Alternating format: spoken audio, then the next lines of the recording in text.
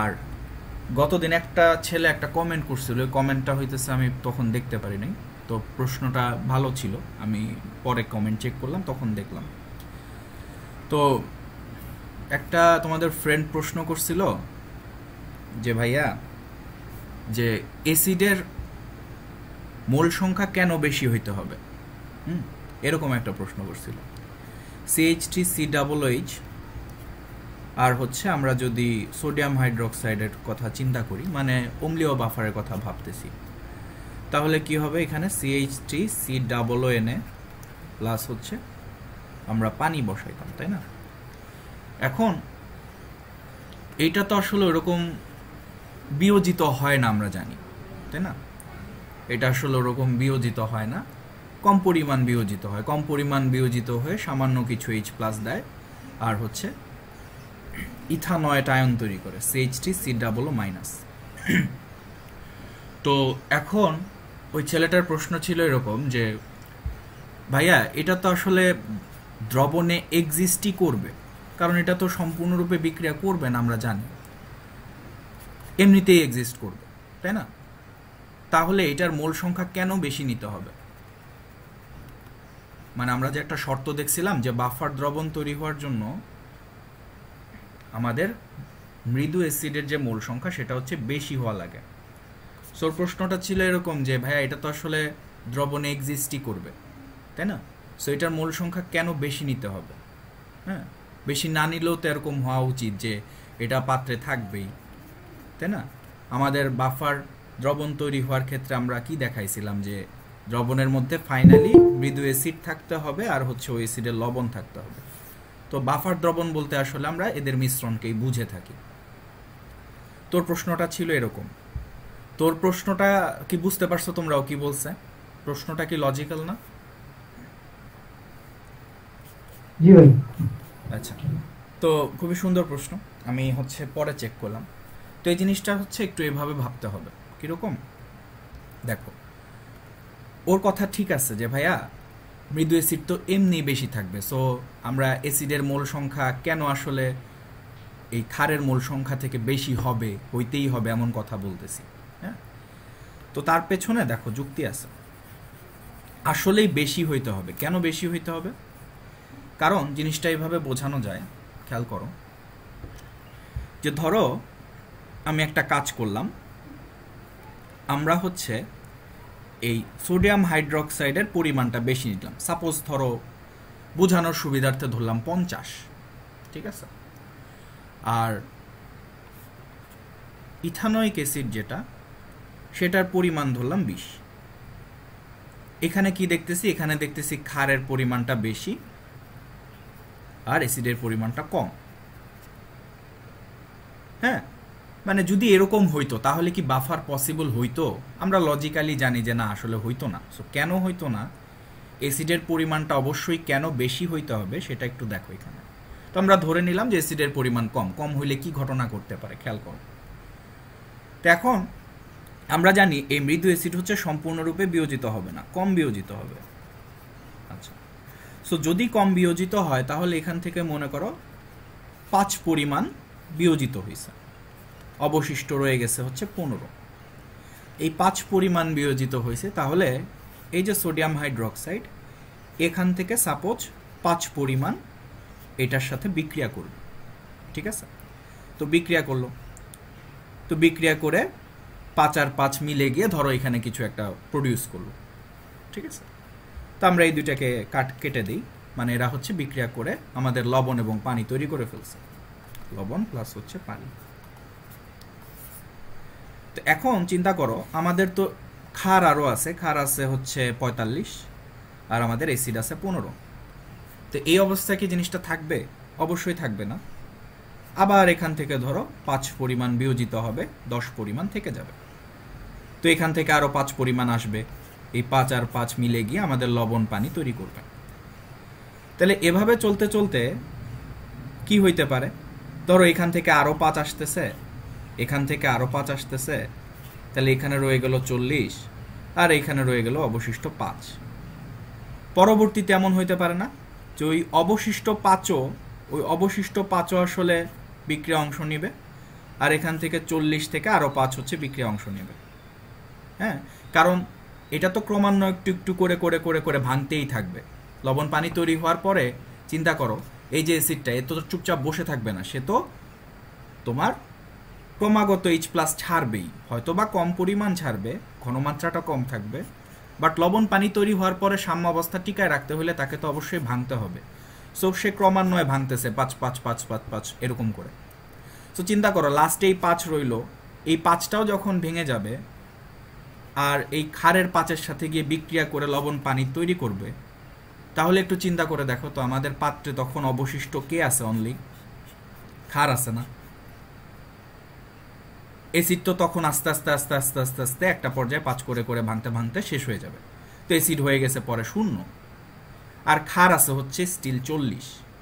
ঠিক আছে, তাহলে এখন দেখো তো দ্রবণে আসলে কে এক্সিস্ট করতেছে? তীব্র ক্ষার এক্সিস্ট করতেছে, লবণ এক্সিস্ট করতেছে, আর হচ্ছে পানি এক্সিস্ট করতেছে। সো পানির ব্যাপারটা তো আসলে আমরা ধরি না। তাহলে দেখো তো একটা তীব্র ক্ষার আর একটা লবণ, এদের মিলে কি বাফার তৈরি করা সম্ভব? চিন্তা করো তো। না ভাই, সম্ভব না। কিন্তু বাফারের একটা কন্ডিশনই ছিল সে যাতে পিএইচ অপরিবর্তিত রাখতে পারে, তাই না? এখন চিন্তা করো, তীব্র ক্ষার একটা আর হচ্ছে তীব্র লবণ, সবাই হচ্ছে একমুখী ডিরেকশন দিতেছে, লবণ এবং ক্ষার। তাহলে একটু চিন্তা করো, তুমি যদি H+ যোগ করো কিংবা OH- যোগ করো, সেখানে তো তোমার ব্যাকওয়ার্ডে এসে এটার প্রভাবটাকে নিউট্রালাইজ করার কোনো ওয়ে নাই, তাই না? ব্যাকওয়ার্ডে আসতেই পারবে না। সো এটা কিন্তু আর বাফার হচ্ছে না। কাহিনীটা কি বুঝতে পারছো ভাইয়া? একটু ডিপে গেছি, ক্লিয়ার? জি ভাই। এই কারণেই আমরা বলে থাকি যে আমরা মৃদু অ্যাসিডের মোল সংখ্যাটা সবসময় বেশি নিব এই কারণে, যাতে এক সময় ক্ষারটা শেষ হয়ে যায়। সো ক্ষারটা শেষ হয়ে গেলে আমাদের এক সময় অ্যাসিডের পরিমাণ যদি বেশি থেকে থাকে, তাহলে অ্যাসিড হচ্ছে অবশিষ্ট থাকতে পারবে। আর সে যেহেতু উভমুখী ডিরেকশনে বিক্রিয়া ঘটাইতে পারে, সো সে কিন্তু H+ কিংবা OH- যে অ্যাডিংটা আমরা করে থাকি সেটাকে সে নিউট্রালাইজ করে দিতে পারে, প্রশমিত করতে পারে এবং বাফার সিস্টেমটাকে ঠিক রাখতে পারে। ক্লিয়ার? হ্যাঁ, আশা করি জিনিসটা বুঝতে পারছো। তো এবার চলে আসি এখানে। তো এখানে আমরা হচ্ছে রক্তের বাফার ক্রিয়া কৌশল দেখব একটু। তো আমাদের রক্তে আসলে বাইকার্বনেট নামে একটা আয়ন থাকে। তো এ হচ্ছে বেসিক্যালি আমাদের বাফার সিস্টেমটাকে, রক্তের বাফার সিস্টেমটাকে নিয়ন্ত্রণ করে। এখন চিন্তা করো, আমাদের রক্তের মধ্যে যদি কোনো কারণে অ্যাসিডের পরিমাণ বেড়ে যায়, তাইলে কিন্তু আসলে আমরা কিন্তু মারা যাইতাম, তাই না? আমাদের রক্তের পিএইচ কিন্তু থাকে এরকম 7.4 মানুষের রক্তের পিএইচ। এখন ধরো তুমি হচ্ছে লেবু খাইছো, লেবু কি? লেবু একটু টক জাতীয় না? লেবু কিন্তু সাইট্রিক অ্যাসিড, যতদূর মনে পড়ে আমার। তো সাইট্রিক অ্যাসিড খাইছো, তো সাইট্রিক অ্যাসিড খাইলে আসলে কি হবে? তোমার কিন্তু শরীরের H+ এর পরিমাণ বেড়ে যাবে, রক্তে H+ এর পরিমাণ বেড়ে যাবে। এখন রক্তের H+ যদি বেড়ে যায়, তাহলে কিন্তু পিএইচ এর একটা পরিবর্তন আসবে, তাই না? পিএইচ কিন্তু তখন এই 7.4 থাকতে পারবে না, কমে আসবে, যেহেতু H বাড়তেছে। তাহলে রক্তের যদি স্লাইট চেঞ্জও হয়, সামান্য পরিবর্তনও হয়, ধরো এরকম হয়ে গেল 7.0 হয়ে গেল, তাহলে তো মানুষ সাথে সাথে মারা যাবে। সো মানুষের রক্তের পিএইচ কিন্তু সবসময় ফিক্স থাকতে হবে, বা ফিক্স থাকে। তো এটা হচ্ছে ব্যাপার। এই ফিক্সড রাখার জন্য আসলে যে উপাদানগুলো দায়ী থাকে তার মধ্যে একটা হচ্ছে বাইকার্বনেট আয়ন, সেটা রক্তের একটা উপাদান। ঠিক আছে? তো এ যেটা করে, এ হইতেছে ওই যে এক্সট্রা অ্যাসিড তুমি যদি খেয়ে থাকো কোনো কারণে, সেটাকে সে নিউট্রালাইজ করে দিবে, প্রশমিত করে ফেলবে। সেটা কোনো ইফেক্ট রাখতে পারবে না পিএইচ এর মান পরিবর্তনের ক্ষেত্রে। ঠিক একইভাবে তুমি যদি কোনো কারণে ক্ষার খেয়ে থাকো, তাহলে তো তোমার পিএইচ এর মান বেড়ে যাওয়া উচিত, 7.4 এর থেকে বেড়ে যাওয়া উচিত। বাট সেখানেও আসলে এই বাইকার্বনেট আয়ন একটা সিস্টেম করে তোমার জিনিসটাকে নিউট্রাল রাখে। রক্তের পিএইচটাকে কনস্ট্যান্ট রাখে। তো এখানে আসলে আমরা এটাই শিখবো, রক্তের বাফার ক্রিয়া কৌশল। সো কীভাবে কাজ করে একটু খেয়াল করো। তো প্রথমে যদি আমরা একটা H+ যোগ করার কথা চিন্তা করি, মানে কি, ধরো কোনো কারণে তুমি শরীরের মধ্যে অ্যাসিড নিয়ে নিছো, যেমন ধরো লেবু খাইছো সাপোজ, তাহলে কি হবে, H+ অ্যাড হবে। এখন H+ কিভাবে নিউট্রালাইজ হয় খেয়াল করো। তো রক্তে আছে কি, রক্তে আছে হচ্ছে bicarbonate ion, bicarbonate ion. So bicarbonate ion যেটা করে, এ হচ্ছে ওই যে H+ আসতেছে না, ওকে খেয়ে দেয়, হ্যাঁ, ওর সাথে বিক্রিয়া করে। সো ওর সাথে বিক্রিয়া করে সে হচ্ছে একটা অ্যাসিড তৈরি করে, যার নাম হচ্ছে কার্বনিক অ্যাসিড। এই যে ছোট্ট বন্ধু কার্বনিক অ্যাসিড, এটা যেটা করে, এটা হচ্ছে পরবর্তীতে ফুসফুসের ক্রিয়ার মাধ্যমে তোমার দুটা উপাদান তৈরি করে ফেলে, ঠিক আছে। তো এই কার্বনিক অ্যাসিডের আর অস্তিত্ব থাকে না আমাদের রক্তে। তো দেখা যায় এই কার্বনিক অ্যাসিড পরবর্তীতে তোমার পানি এবং কার্বন ডাইঅক্সাইডে পরিণত হয়ে যায়। আর এই কার্বন ডাইঅক্সাইডটাই আমরা হচ্ছে বায়ুতে ছেড়ে দেই। সো বায়ুতে ছেড়ে দিলে আসলে আমাদের শরীরের কোনো ক্ষতি হয় না, আর এটা ভেঙে তোমার পানি তৈরি হয়ে যায়। তো ফুসফুসের ক্রিয়ার কারণে হয়, এটা বই লেখা আছে। তো এই যে পানি তৈরি হয়ে গেছে, সেটা কি শরীরের একটা উপাদান। সো আলটিমেটলি একটা জিনিস খেয়াল করে দেখো, যে তোমার এই যে H+টা যোগ করছিলা তুমি, সেই H+টা কিন্তু কোনো ইফেক্ট রাখতে পারতেছে না। এই কার্বনিক অ্যাসিড যেটা এখানে পানি এবং কার্বন ডাইঅক্সাইড হিসেবে উড়ে চলে যাইতেছে। তো এইভাবে হচ্ছে তোমার H+টাকে প্রশমিত করে ফেলে বাইকার্বনেট আয়ন। ওকে, তো এবার খেয়াল করো, যদি আমরা OH- দিতাম তাহলে কি ঘটনা ঘটতো। তো OH- যদি আমরা দিতাম, তাহলে দেখো এখানেও আসলে তোমার অতন্ত্র প্রহরীর মতো ওই বাইকার্বনেট আয়ন দাঁড়ায় যেত। তো সে যেটা করত, সে হচ্ছে এর সাথে বিক্রিয়া করে পানি তৈরি করতো। সো পানি তৈরির জন্য বুঝতেই পারতেছো জগতে OH আর H লাগবে। সো পানি তৈরি করে ফেলছে। সো এখান থেকে যদি H বের হয়ে যায়, তাহলে একটা নেগেটিভ চার্জ সৃষ্টি হবে এবং কার্বনেট আয়ন প্রডিউস করবে। এটা কিন্তু ভালো না, এটা ক্ষতিকারক, এটা শরীরের কোনো উপাদান না। সো পরবর্তীতে দেখা যায় এই যে কার্বনেট যে আয়নটা, সেও না স্টেবল থাকতে পারে না। তো আমরা কিন্তু দেখাইছি যে আমাদের শরীরে এই কার্বনিক অ্যাসিড এটা কিন্তু প্রডিউস হয়। তো দেখা যায় এই যে কার্বনেট যে আয়নটা আছে, সে ওই কার্বনিক অ্যাসিডের সাথে গিয়ে বিক্রিয়া করে। সো বিক্রিয়া করে পরবর্তীতে এখানে বাইকার্বনেট আয়ন প্রডিউস করে। এই যে বাইকার্বনেট আয়ন যেটা, সেটা আবার কি, সেটা আবার রক্তের উপাদান, তাই না। সো সেটা আবার রক্তের উপাদান। সো দেখা যায় এই রক্তের উপাদান এটা হওয়ার কারণে আমাদের শরীরে কিন্তু ওই OH- কোনো ইফেক্ট থাকে না। ইভেন এই কার্বনেট আয়ন যেটা তৈরি হচ্ছিল, সেটাও আসলে নাই হয়ে যায়, ভ্যানিশ হয়ে যায়। সো এখন অনেকের মনে প্রশ্ন জাগতে পারে যে হ্যাঁ ভাই, এই কার্বনিক অ্যাসিড আবার কোত্থেকে আসলো। এই ধরনের জিনিসগুলো কিন্তু ক্রমাগত বডিতে আমাদের তৈরি হইতে থাকে, ভ্যানিশ হইতে থাকে। কজ আমরা তো ক্রমাগতই খাদ্য খাই, খাবারের মধ্যে কোনো না কোনো সময় কিন্তু H+ আমরা নিয়েই নিই, একটু স্লাইট ভ্যারিয়েশন কিন্তু সবসময় হইতে থাকে। সো এই জাতীয় জিনিসগুলো কিন্তু এক্সিস্ট করে কম বেশি। তো কার্বনেট ওই জাতীয় জিনিসকেই বেছে নেয় আসলে তোমার এই বাইকার্বনেট তৈরি করার জন্য, যেটা আসলে রক্তের উপাদান। সো এভাবেই আসলে দেখো, তুমি H+ কিংবা OH- যাই যোগ করো না কেন, তোমার রক্তের pH সবসময় 7.4 বা তার আশেপাশে জাস্ট এরকম মানের মধ্যেই থাকে, খুব বেশি ভ্যারিয়েশন হয় না। ক্লিয়ার? ওকে ভাই, ক্লিয়ার। এবার চলে আসো এখানে আরেকটা বাফার সিস্টেম পড়াবো। তো মানুষের রক্তে আরেকটা জিনিস থাকে। তো তোমরা প্রোটিনের নাম শুনছো, প্রোটিন। তো প্রোটিন হইতেছে একটা পলিমার। মানুষের শরীরে কিন্তু প্রোটিন থাকে, তাই না। তো প্রোটিন হচ্ছে একটা পলিমার। এই প্রোটিন কিভাবে তৈরি হয়? এই প্রোটিন হচ্ছে অনেকগুলা অ্যামিনো অ্যাসিডের সমন্বয়ে তৈরি হয়, তোমরা বায়োলজিতে পড়ছো হয়তো বা কম বেশি।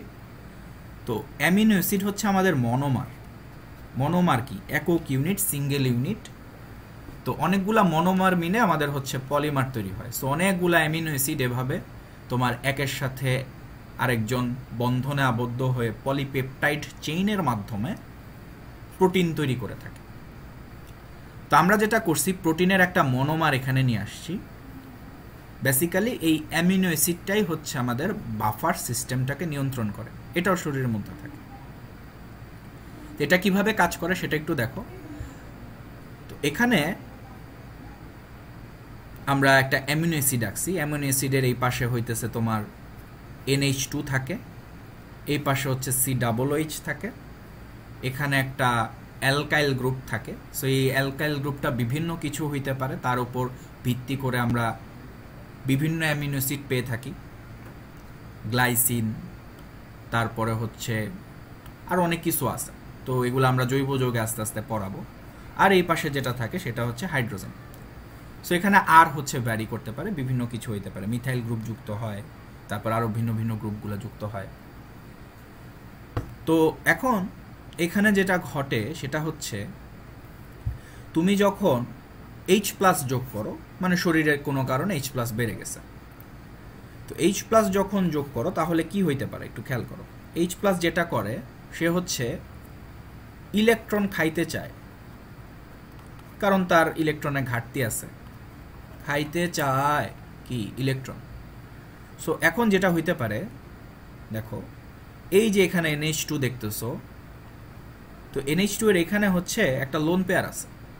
তো নাইট্রোজেন যেটা করে, এই লোন পেয়ারটা হচ্ছে H+ কে ডোনেট করে, পুশ করে। তাহলে যদি পুশ করে দেয় তাহলে এখানে কি ঘটনা ঘটতে পারে দেখো তো। এখানে NH3+ এরকম একটা আয়ন প্রডিউস হইতে পারে।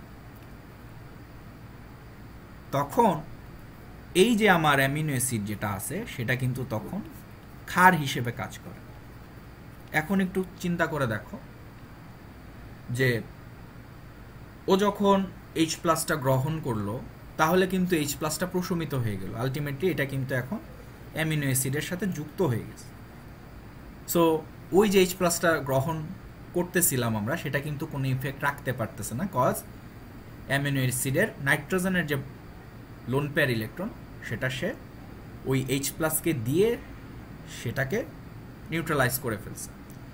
তাহলে এইটা হচ্ছে তখন এক্সিস্ট করতেছে শরীরে, এটা ক্ষতিকারক না।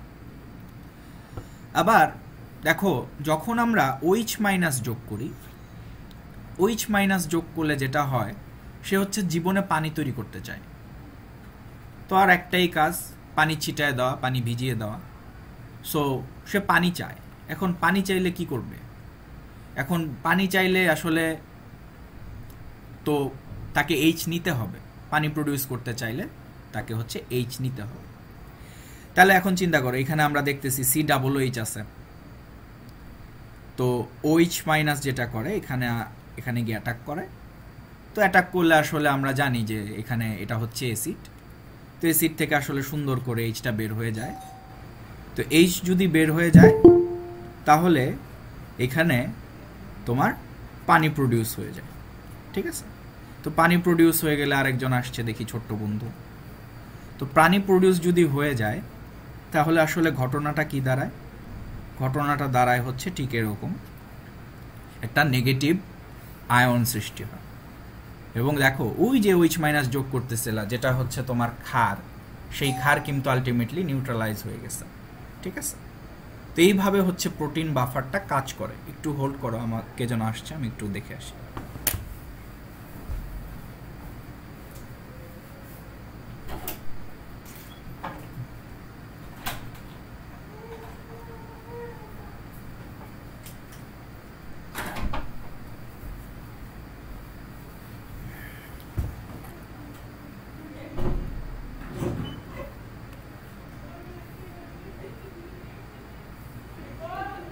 আচ্ছা, ঠিক আছে। তো এ পর্যন্ত বুঝতে পারছো না ঘটনাটা কি দাঁড়াইলো? হ্যাঁ, ইয়েস ইয়েস, কি কেউ নাই? এই আচ্ছা, শব্দ পাওয়া যাচ্ছে না কেন? কেউ একটু আওয়াজ করো। দিব্য কই গেলি? হ্যাঁ, কই? একজন একটু আওয়াজ করো, আমার কথা কি শোনা যাইতেছে? জি ভাইয়া যাচ্ছে। হ্যাঁ ভাই, একটু আওয়াজ করতে হবে। তোমার বন্ধু গেছে কই? হারাই গেছে?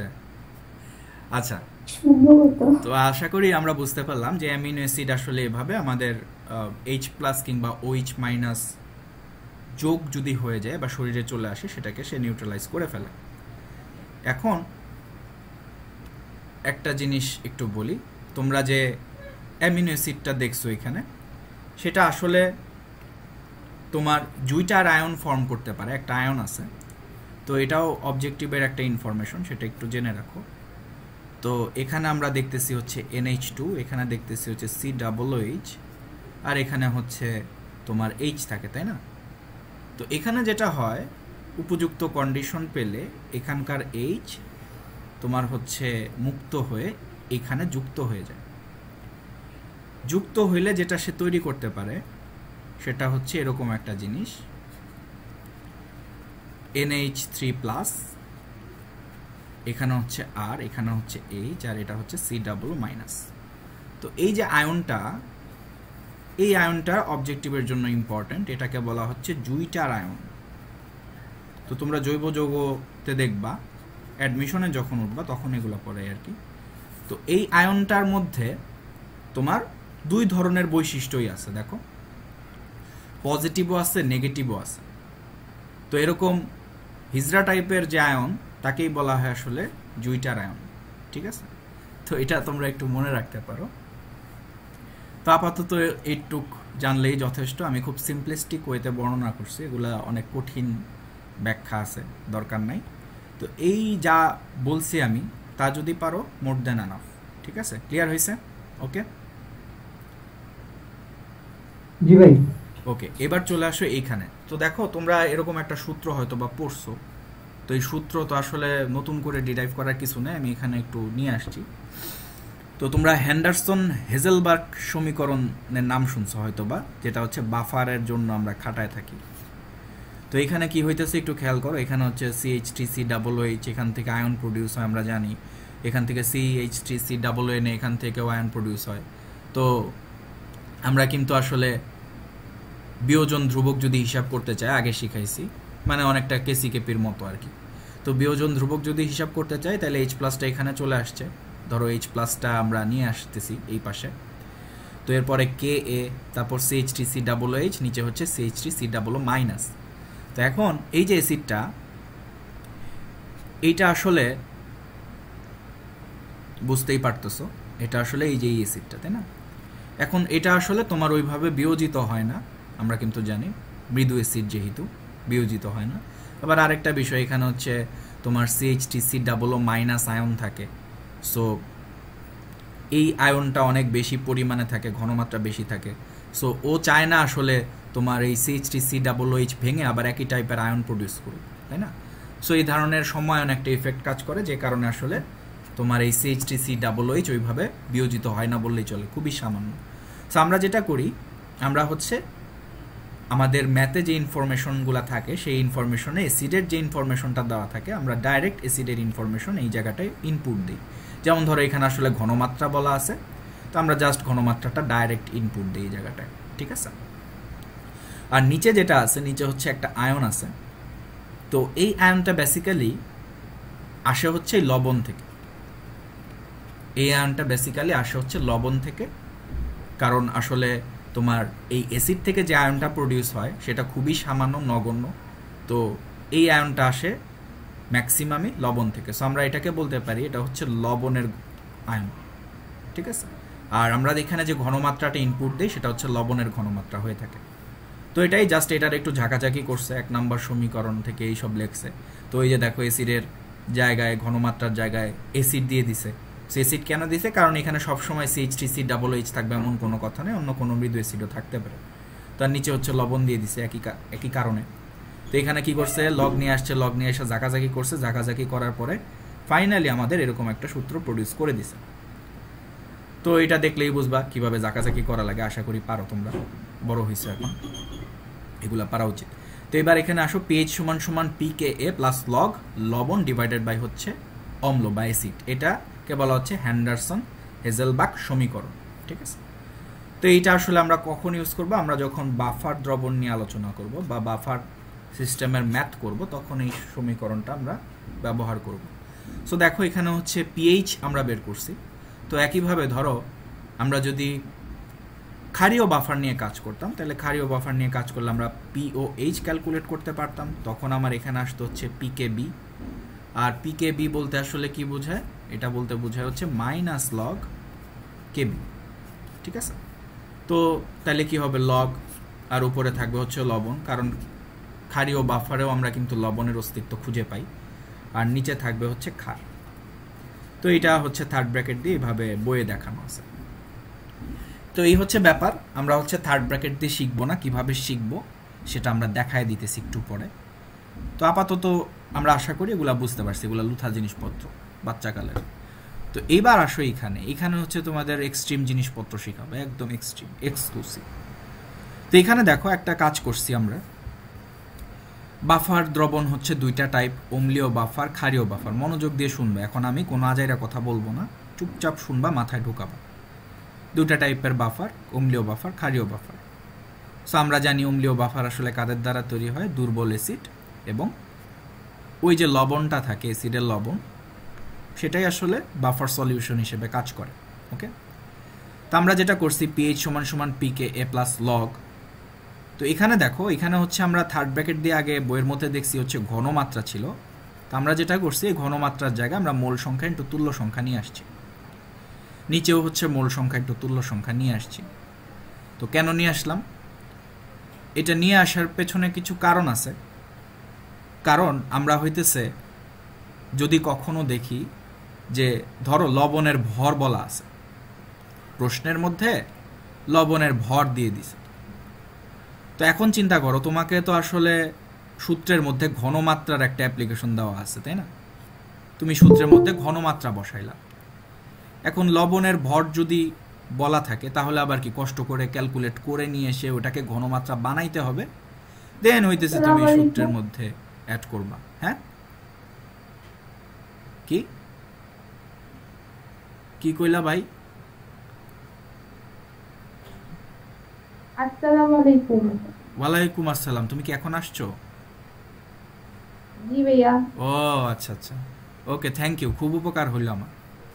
আচ্ছা ঠিক আছে, তো যেটা বলতেছিলাম, তো তার মানে আমাকে আর কষ্ট করে তোমার ঘনমাত্রা বের করে আনতে হবে না যদি আমরা মোল সংখ্যাটা এখানে বসায় থাকি। তাহলে লাভ হবে কি? লাভ হবে হচ্ছে আমরা মোল সংখ্যাটাকে প্রয়োজন অনুসারে যদি ভর দেওয়া থাকে W/m ভেঙে দিব। আবার ধরো এরকমও তো থাকতে পারে যে ঘনমাত্রা এবং আয়তন দেওয়া আছে, তো সেক্ষেত্রে তোমার আমরা এই মোল সংখ্যাটাকে S/V এভাবে ভেঙে দিব। সো মোল সংখ্যা ইনপুট দিলে সুবিধা হয় কি, যে আমরা হচ্ছে ইন জেনারেল সবগুলা কেস একবারে এই সূত্রের মধ্যে নিয়ে আসতে পারি। তো এই কাহিনীটা কি বুঝতে পারছো যে কেন এখানে আমরা মূল সংখ্যাটা নিয়ে আসছি? ওকে, জি ভাই। আচ্ছা, তো এরপরে দেখো এখানে একটা তুল্য সংখ্যা গুণ দেওয়া হয়েছে, এটা হচ্ছে লবণের আর এটা হচ্ছে অম্লের। তো এখন যারা একদম নতুন আছে, আমার সেকেন্ড ইয়ারের ক্লাস টাস করো নাই, তারা হয়তো বা আসলে এন এর সাথে কেন ই গুণ হয়েছে এটা হয়তো বা বুঝো না। তো আমি তাদের জন্য একটু এখানে দেখাই দিই। এই সমস্ত কিছুই আসছে হচ্ছে সহগ অনুপাত সূত্র থেকে। তো এখানে দেখো, গত ক্লাসে হয়তো বা অনেকের মনে প্রশ্ন জাগতেছে যে ভাই আপনি মনের সুখে এখানে এর ইনটু ই লেখলেন কেন, কোত্থেকে আসলো, এগুলা কি, কোথা থেকে এলো, এরা কারা? তো এরকম মনে করার কোনো কারণ নাই, এগুলা আসছে আসলে লজিক অনুসারে সহগ অনুপাত সূত্র থেকে। তা আমরা একটু দেখাই যে এন এর সাথে ই যে এরকম গুণ হয়ে যায় সেটা একটু দেখাই। তো যারা দিব্য আসো, আহবাব আসো, তারা তো জানো, আমার ক্লাস করছো, আমি ডিটেলসে পড়াইছি এগুলো। তো এখানে জাস্ট নতুন যারা আসো তাদের জন্য একটু দেখাই দিই। তো দেখো, ধরো সালফিউরিক অ্যাসিড আছে আর হচ্ছে সোডিয়াম হাইড্রোক্সাইড আছে। তো অ্যাসিড আর ক্ষার নিয়ে কাহিনী। তো কি হবে, সোডিয়াম সালফেট আর হচ্ছে পানি। তো সহগ অনুপাত সূত্র খাটাবো, তো এই সূত্রটা কেমন আসলে সেটা বলে দিতেছি। তো তার আগে দেখো যে এখানে একটু ব্যালেন্স করে নেই, এখানে 2 দিই, এখানে 2 দিলে আর এখানে মনে হয় 2 দেওয়া লাগে, তাই না? তাইলে হয়ে যায়। তো এই হচ্ছে আমাদের সমতাকৃত সমীকরণ। তো সমতাকৃত সমীকরণের পর আমরা একটা কাজ করি, আমরা হচ্ছে সালফিউরিক অ্যাসিডের মোল সংখ্যাটা এখানে একটু নিই, আর তার যে সহগটা আছে সহগটা হচ্ছে আমরা নিচে বসাই। কেন বসাইতেছি বলতেছি। তারপরে যেটা করতে পারি আমরা হচ্ছে সোডিয়ামের হাইড্রোক্সাইডের মোল সংখ্যা নিলাম, তার সহগ যেটা ছিল 2 সেটাকে নিচে বসাইলাম। আর এই যে অ্যাসিড এবং ক্ষার এরা যদি সম্পূর্ণরূপে একে অপরের সাথে বিক্রিয়া করে, মানে কেউই যদি অবশিষ্ট না থাকে এবং সম্পূর্ণরূপে বিক্রিয়া করে আমাদের লবণ এবং পানি তৈরি করে থাকে, তাহলে আমরা কিন্তু বলতে পারি যে এরা পরস্পর ইকুয়াল হবে। কেন ইকুয়াল হবে? কারণ অ্যাসিডের একটা নির্দিষ্ট পরিমাণ, মানে এই রেশিওটা ক্ষারের এই রেশিওর সাথে বিক্রিয়া করবে। তো বুঝতেই পারতেছ যে অ্যাসিড যেখানে আমাদের লাগতেছে হচ্ছে এরকম, সেখানে ক্ষার লাগতেছে হচ্ছে অর্ধেক, যদি আমরা অ্যাসিডের কথা চিন্তা করি আর কি, কারণ ক্ষার তো বেশি, তাই না? ক্ষার হচ্ছে 2 মোল ছিল, তো অ্যাসিডের সাথে যদি মিলাইতে চাই তাহলে আমরা লিখতে পারি যে ক্ষারের অর্ধেক লাগবে যে অ্যাসিডের 1 মোলের সাথে বিক্রিয়া করতে।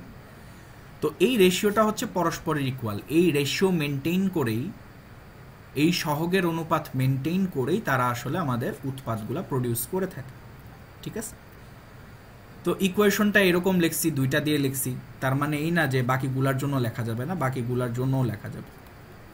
ধরো এটার নিচে 1 আর এটার নিচে হচ্ছে পানির জন্য যদি লিখতে থাকি তাহলে এটার নিচে 2, মানে এরা পরস্পরের ইকুয়াল যদি একটা নির্দিষ্ট পরিমাণ অ্যাসিড ওই নির্দিষ্ট পরিমাণ ক্ষারের সাথে বিক্রিয়া করে এবং কেউ অবশিষ্ট না থাকে। তাহলে যদি অবশিষ্ট থাকে তাহলে আমরা বলছিলাম যে মাঝখানে ইকুয়াল সাইন লেখা যাবে না, তখন লিমিটিং বিক্রিয়কের কনসেপ্ট চলে আসবে। তো সেগুলো এখনকার আলোচনার বিষয় না, ওগুলো পরিমাণগত রসায়ন আমি পড়াইছি পোলাপান। তো যাই হোক, এখন আমাদের যেটা কাজ, আমাদের ওই সূত্রটা কিভাবে আসছে সেটা হচ্ছে দেখাবো। তো বেসিক্যালি আমরা অম্ল ক্ষার টাইট্রেশনে কি করি, অম্লের ইনফরমেশন বসাই। এই যে দেখো এখানে কি করতেছিলাম, অম্লের ইনফরমেশন বসাই, ক্ষারের ইনফরমেশন বসাই, মাখামাখি করি, নাচানাচি করি, কাজ হয়ে যায়। তো এখন এটাই আসলে আমরা করতে চাচ্ছি। তো চলো একটা কাজ করি, আমরা হচ্ছে দেখাই। তো ধরো ক্রস মাল্টিপ্লিকেশন করব, তাহলে সালফিউরিক অ্যাসিডের মোল সংখ্যা দেখো, এটা তো পারো, গুণ করো, চাঙ্গে উঠায় দাও। ওকে, সো 2 চাঙ্গে উঠাই দিছো, তারপর এখানেও একটা গুণ করা যায়, সোডিয়াম হাইড্রোক্সাইডের মোল সংখ্যা ইন্টু হচ্ছে 1। তো এখন একটু খেয়াল করে দেখো যে এই যে তোমার সালফিউরিক অ্যাসিডের মোল সংখ্যার পাশে যে সংখ্যাটা আসছে 2, সেটা দেখো তো সেটা সালফিউরিক অ্যাসিডেরই তুল্য সংখ্যা না? একটু খেয়াল করে দেখো তো। নাবিলা ছোট্ট বন্ধু, তুমি বলো তো, এই যে 2 এটা কি সালফিউরিক অ্যাসিডেরই তুল্য সংখ্যা না? জি ভাইয়া। কারণ আমরা অ্যাসিডের কনসেপ্ট থেকে কি জানতাম যে অ্যাসিড যতগুলো হাইড্রোজেন যতগুলা H+ ত্যাগ করতে পারবে সেটাই হচ্ছে সেই অ্যাসিডের তুল্য সংখ্যা। তাহলে আলটিমেটলি এখানে যে 2 বসাইছে এটা আর কিছুই না, এটা হচ্ছে অ্যাসিডের তুল্য সংখ্যা। আবার খেয়াল করে দেখো সোডিয়াম হাইড্রোক্সাইডের পাশে যে 1 আছে সংখ্যাটা, এটাও কিন্তু আসলে সোডিয়াম হাইড্রোক্সাইডেরই তুল্য সংখ্যা। কেন? কারণ ক্ষারের সংজ্ঞা মতে এরকম ছিল যে তুল্য সংখ্যার কনসেপ্ট এভাবে বিবেচনা করা হতো যে একটা ক্ষার যতগুলা OH- ত্যাগ করতে পারে বা দিতে পারে সেটাই হচ্ছে তার তুল্য সংখ্যা। তো যেহেতু সোডিয়াম হাইড্রোক্সাইড একটা OH- দিতে পারবে, তবে তার তুল্য সংখ্যা হচ্ছে 1। সালফিউরিক অ্যাসিড 2টি H+ দিতে পারবে, এ কারণে তার তুল্য সংখ্যা হচ্ছে 2। তো এই হচ্ছে এক্স্যাক্ট রিজনটা। তো এখন একটু খেয়াল করে দেখো, আমরা কিছুই করিনি, আমরা হচ্ছে একবারে যদি এভাবে লিখি N × E, মানে একত্র করে দিছি, এই 2 সংখ্যাটাকে আর এভাবে লিখি নাই, ইন জেনারেল ফরমেশনের জন্য এখানে ই দিয়ে দিছি। তো এখানে আমরা সালফিউরিক অ্যাসিড না দিয়ে ধরো দিয়ে দিলাম অ্যাসিড। তেমন না যে সবসময় সালফিউরিক অ্যাসিড থাকবে, এটা যে কোনো অ্যাসিড হইতে পারে, এটা যে কোনো অ্যাসিডের তুল্য সংখ্যা হইতে পারে। পরবর্তীতে আমরা একইভাবে ক্ষারের জন্য যদি বের করি তাহলে হচ্ছে N × E ক্ষার, এটা লিখে দিতে পারি, তাই না? এইটা করছি। তো এখন চিন্তা করো, আবার বলি যে ক্ষার, ধাতু কিংবা লবণ, ক্ষারীয় লবণ, সো এগুলো সবই আসলে অ্যাসিডের সাথে বিক্রিয়া করবে। ক্ষারীয় লবণ, তো এখন চিন্তা করো আমরা কি করছিলাম, আমরা হচ্ছে N × E অ্যাসিড মাইনাস কি করছিলাম, N × E ক্ষার করছিলাম। তো তো এটা যদি করি তাহলে একটু চিন্তা করো যে এই পাশে যদি করি এদের একটা হিসাব নিকাশ বের করতে চাই এবং আমাদের অ্যাসিড এবং ক্ষারের পরিমাণ যদি সমান না হয়ে থাকে তাহলে অবশ্যই আমার এখানে একটা ভ্যালু আসবে। সমান যদি না হয় মানে এই যে এই ভ্যালু এবং এই ভ্যালু যদি সমান না হয়ে থাকে তাহলে অবশ্যই আমার এখানে একটা ভ্যালু আসবে এবং সেটাই আসলে আমাদের মিশ্রণের ভ্যালুটা দিয়ে দিবে। আর সমান হইলে তো বুঝতেই পারতেছো, সমান হইলে এটাই আমাদের সূত্র, ঠিক আছে? তো ধরো বললো যে 20 মিলি তোমার 0.1 মোলার সালফিউরিক অ্যাসিড আছে, তো এর সাথে 10 মিলি সোডিয়াম হাইড্রোক্সাইডের কত ঘনমাত্রা বিক্রিয়া করবে। সো তাহলে তুমি এই সূত্র ইউজ করবে আর কি, মানে এরা একে অপরকে নিউট্রালাইজ করে দিবে, এটাই বোঝাইতেছে। আর যদি বলে মিশ্রণের ম্যাথ কত বা মিশ্রণের তোমার ঘনমাত্রা কত, পিএইচ কত, তাহলে তুমি হচ্ছে এই জিনিসটা ইউজ করবো যেটা গতদিন আমি দেখা আসছি। সো এটা হচ্ছে হিস্টোরি, কিভাবে আসছে এটা কি বোঝা গেছে এখন? এই যে সূত্রটা আল্লাহর দান লেখা দিছিলাম যে মনের সুখে, সেটা কিভাবে হয়েছে সেটা কি বুঝছো? জি ভাই। সো এটা হচ্ছে এক্স্যাক্ট রিজনটা ছিল। আর দিব্য, তুই লিমিটিং বিক্রিয়কের কনসেপ্ট কি বুঝোস নাই, তুই ভিডিও আবার দেখিস। তো কখন ইকুয়াল লিখতে পারবো কখন ইকুয়াল লিখতে পারবো না এটা কি বুঝছোস ভাই? ওই জায়গায় একটু ঝামেলা লাগছে। এখন কি বুঝছোস না? সমস্যা নাই, ওটা আবার হ্যাঁ হ্যাঁ এখন বুঝছি, মানে ওই যে গতকালকে বলে দিলেন না, তারপরে বুঝছি। হ্যাঁ, তো এই হচ্ছে ব্যাপারটা। ওকে, তো এখান থেকে আসলে আমরা কি করি, আমরা n/e একবারে নিয়ে আসি, কারণ এভাবেই রেশিও মেনটেন করে, এভাবেই তারা বিক্রিয়া করে থাকে। তো এখন একটু খেয়াল করো, আমরা যদি ক্ষারীয় দ্রবণের কথা চিন্তা করি, ক্ষারীয় বাফারে, তাহলে POH PKB লগ, এখানে হচ্ছে লবণ আর এখানে হচ্ছে ক্ষার। হ্যাঁ, তো আমরা কি করছি, আমরা হচ্ছে মোল সংখ্যা ইন্টু তুল্য সংখ্যা এই হিসাবে করছি। তো তুল্য সংখ্যা ভ্যারি করতে পারে। এবার চলে আসে এইখানে, দেখো আমরা যেটা করতেছি অম্লীয় বাফারে আমরা এবার ধরো ক্ষার যোগ করব এবং ক্ষার যে যোগ করব সামান্য না, বেশি বেশি ক্ষার যোগ করব। সাপোজ ক্ষার যোগ করলে কি হবে সেটা একটু চেক করি। আবার আমরা যদি তোমার অম্লীয় বাফারে অ্যাসিড যোগ করি বেশি বেশি, সেক্ষেত্রে ঘটনাটা কি ঘটবে সেটাও একটু খেয়াল করব। ওকে, আচ্ছা, তো এখন আমরা আগে দেখে আসছি যে বাফারে যদি সামান্য অ্যাসিড কিংবা ক্ষার যোগ করা হয় সেটা নিউট্রালাইজ হয়ে যায়। ওকে, এখন এখানে কিন্তু আমরা সামান্য যোগ করতেছি না, তো বেশি বেশি যোগ করতেছি, তাহলে পিএইচ এর মান কিন্তু এখন আর অপরিবর্তিত থাকবে না। সামান্য যোগ করলে আমাদের পিএইচ এর মান অপরিবর্তিত ছিল, ধরো 2-1 ফোঁটা। এখন তুমি যদি বলো যে ঢেলে দেই বারবার বলতেছে, তাহলে কি আমি না করবো? না করবো না, সুন্দর করে কিউট করে বললাম, বলবো আচ্ছা ঠিক আছে ঢেলে দাও। তো এখন যদি ঢেলে দাও তাহলে নিশ্চয়ই বেশি বেশি ঢাললে পিএইচ আর কনস্ট্যান্ট থাকতে পারবে না, পিএইচ চেঞ্জ হয়ে যাবে। সো পিএইচ যদি চেঞ্জ হয় সেক্ষেত্রে কিভাবে চেঞ্জ হবে সেটাই আমরা দেখাচ্ছি।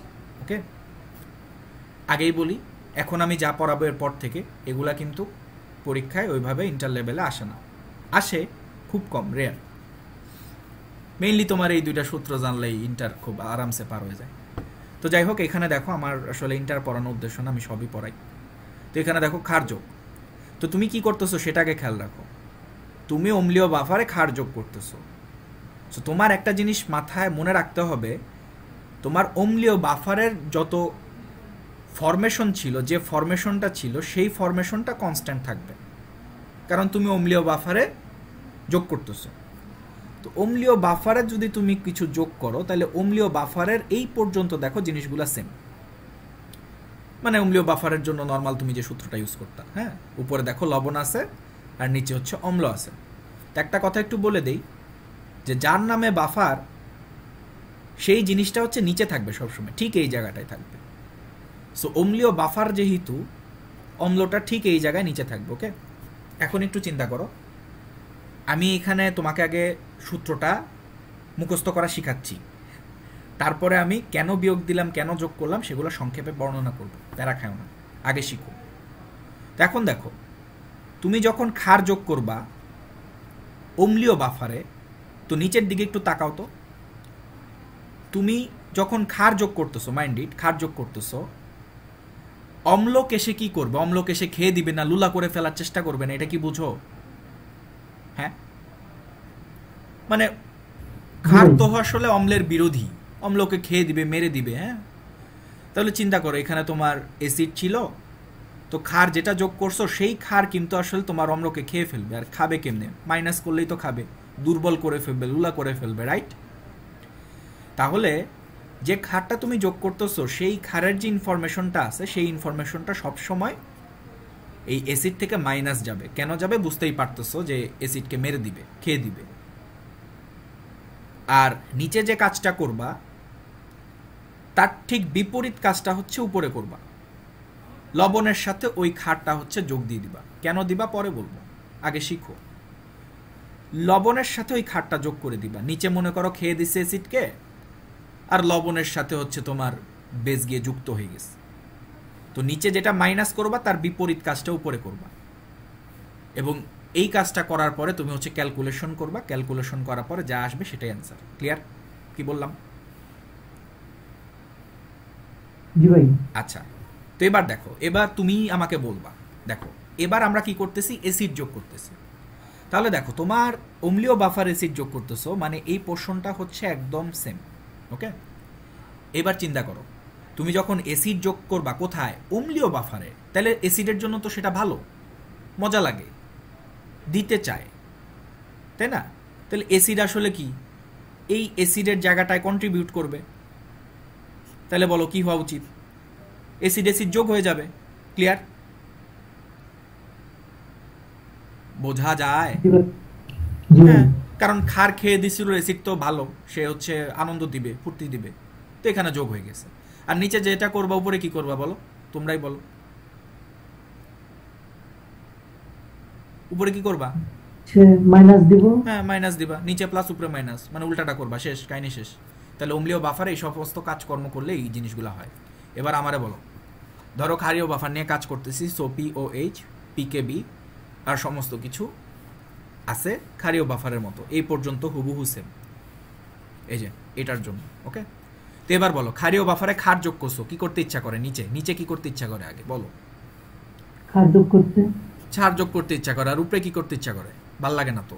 বিয়োগ করতে। বিয়োগ করতে। বাস, কাহিনী শেষ, তুমি অ্যান্সার পাইরা গেছো, শেষ। এবার আসো অ্যাসিড যোগ। অ্যাসিড যোগ করলে কি করতে ইচ্ছা করে বলো? নিচে বিয়োগ করতে, উপরে যোগ করতে। আহা, কি আনন্দ, এত ফুর্তি জীবনে, আহ কি জোস। তাহলে বুঝছো ম্যাথগুলা কিভাবে করা লাগবে? একদম ক্লিয়ার। সো কিছুই না, এটা দেখা সবাই মানে অজ্ঞান টজ্ঞান হয়ে যায়, মাটিতে গড়াগড়ি খায়, জামা কাপড় ছিঁড়ে ফেলে, তো দরকার নাই তো, আসলে জিনিসটা খুব ইজি, তাই না? তো এই ম্যাথগুলোই অনেকে হচ্ছে অনেক কষ্ট করে করে, অনেক কষ্ট করে, কান্নাকাটি করে। সো কোনো দরকার নাই আসলে, এটা জানলেই যথেষ্ট। তারপরে আমি শিখাই দিব কেন কষ্ট করে তারা আসলে ফিল করতে যায়, ফিল করতে যায় নিজে এই ম্যাথটা পারে না পরে। তো এবার চলে আসো, দেখো উপরে যে সমস্ত কাজগুলা করছে, এই সমস্ত কাজগুলা করার ক্ষেত্রে তোমাকে কয়টা জিনিসের ইনফরমেশন জানা লাগবে, আমাকে কি কেউ বলতে পারবা? দেখো, অম্লীয় বাফার হইলে তোমাকে সল্টের ইনফরমেশন জানতে হবে, যে অ্যাসিডটা নিয়ে তুমি বাফারটা তৈরি করছো সেই অ্যাসিডের ইনফরমেশন জানা লাগবে। আরেকটা অ্যাসিডের ইনফরমেশন জানা লাগবে যেটা হচ্ছে যোগ করছো, এক্সট্রা অ্যাসিড, যেটা আমি এই পোর্শনে আছি তো এই জন্য এখানে বলতেছি। আরেকটা ইনফরমেশন জানা লাগবে যে এক্সট্রা অ্যাসিডের ইনফরমেশনটা। ওকে, তার মানে আলটিমেটলি এখানে তোমার তিনটা ইনফরমেশন জানতে হইতেছে লগের ভেতরে, সল্ট, অ্যাসিড আর হচ্ছে এক্সট্রা অ্যাসিড। ঠিক একইভাবে তুমি যদি ক্ষারীয় বাফারের কথা চিন্তা করো, তাহলে তিনটা ইনফরমেশনই জানা লাগবে। কি কি?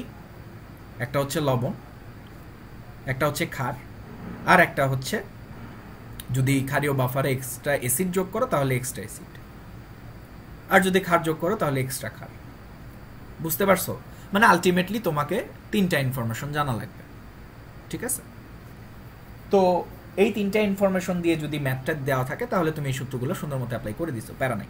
এবার চলে আসো এখানে, যদি দেখো তোমার প্রশ্নের মধ্যে ইনফরমেশন দেওয়া আছে দুইটা জিনিসের, একটা হচ্ছে দুর্বল অ্যাসিডের, আমার লেখা হয় না কেন, আল্লাহ রে আল্লাহ, একটা হচ্ছে দুর্বল অ্যাসিডের,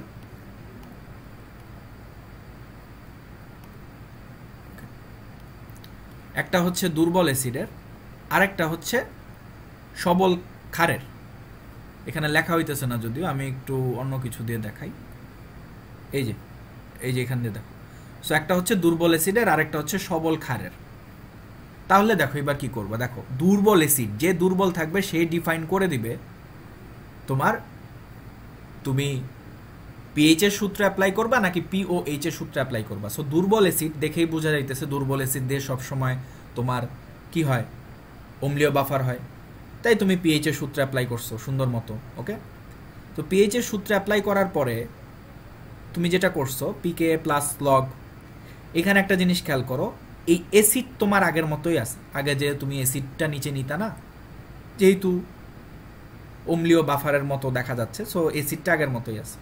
ওকে, এখন খেয়াল করো যে দুর্বল অ্যাসিড ছিল আর সবল ক্ষার ছিল, এই দুইটা ইনফরমেশন দাও। এখন ক্ষারটাকে তুমি কিভাবে ইউজ করবা?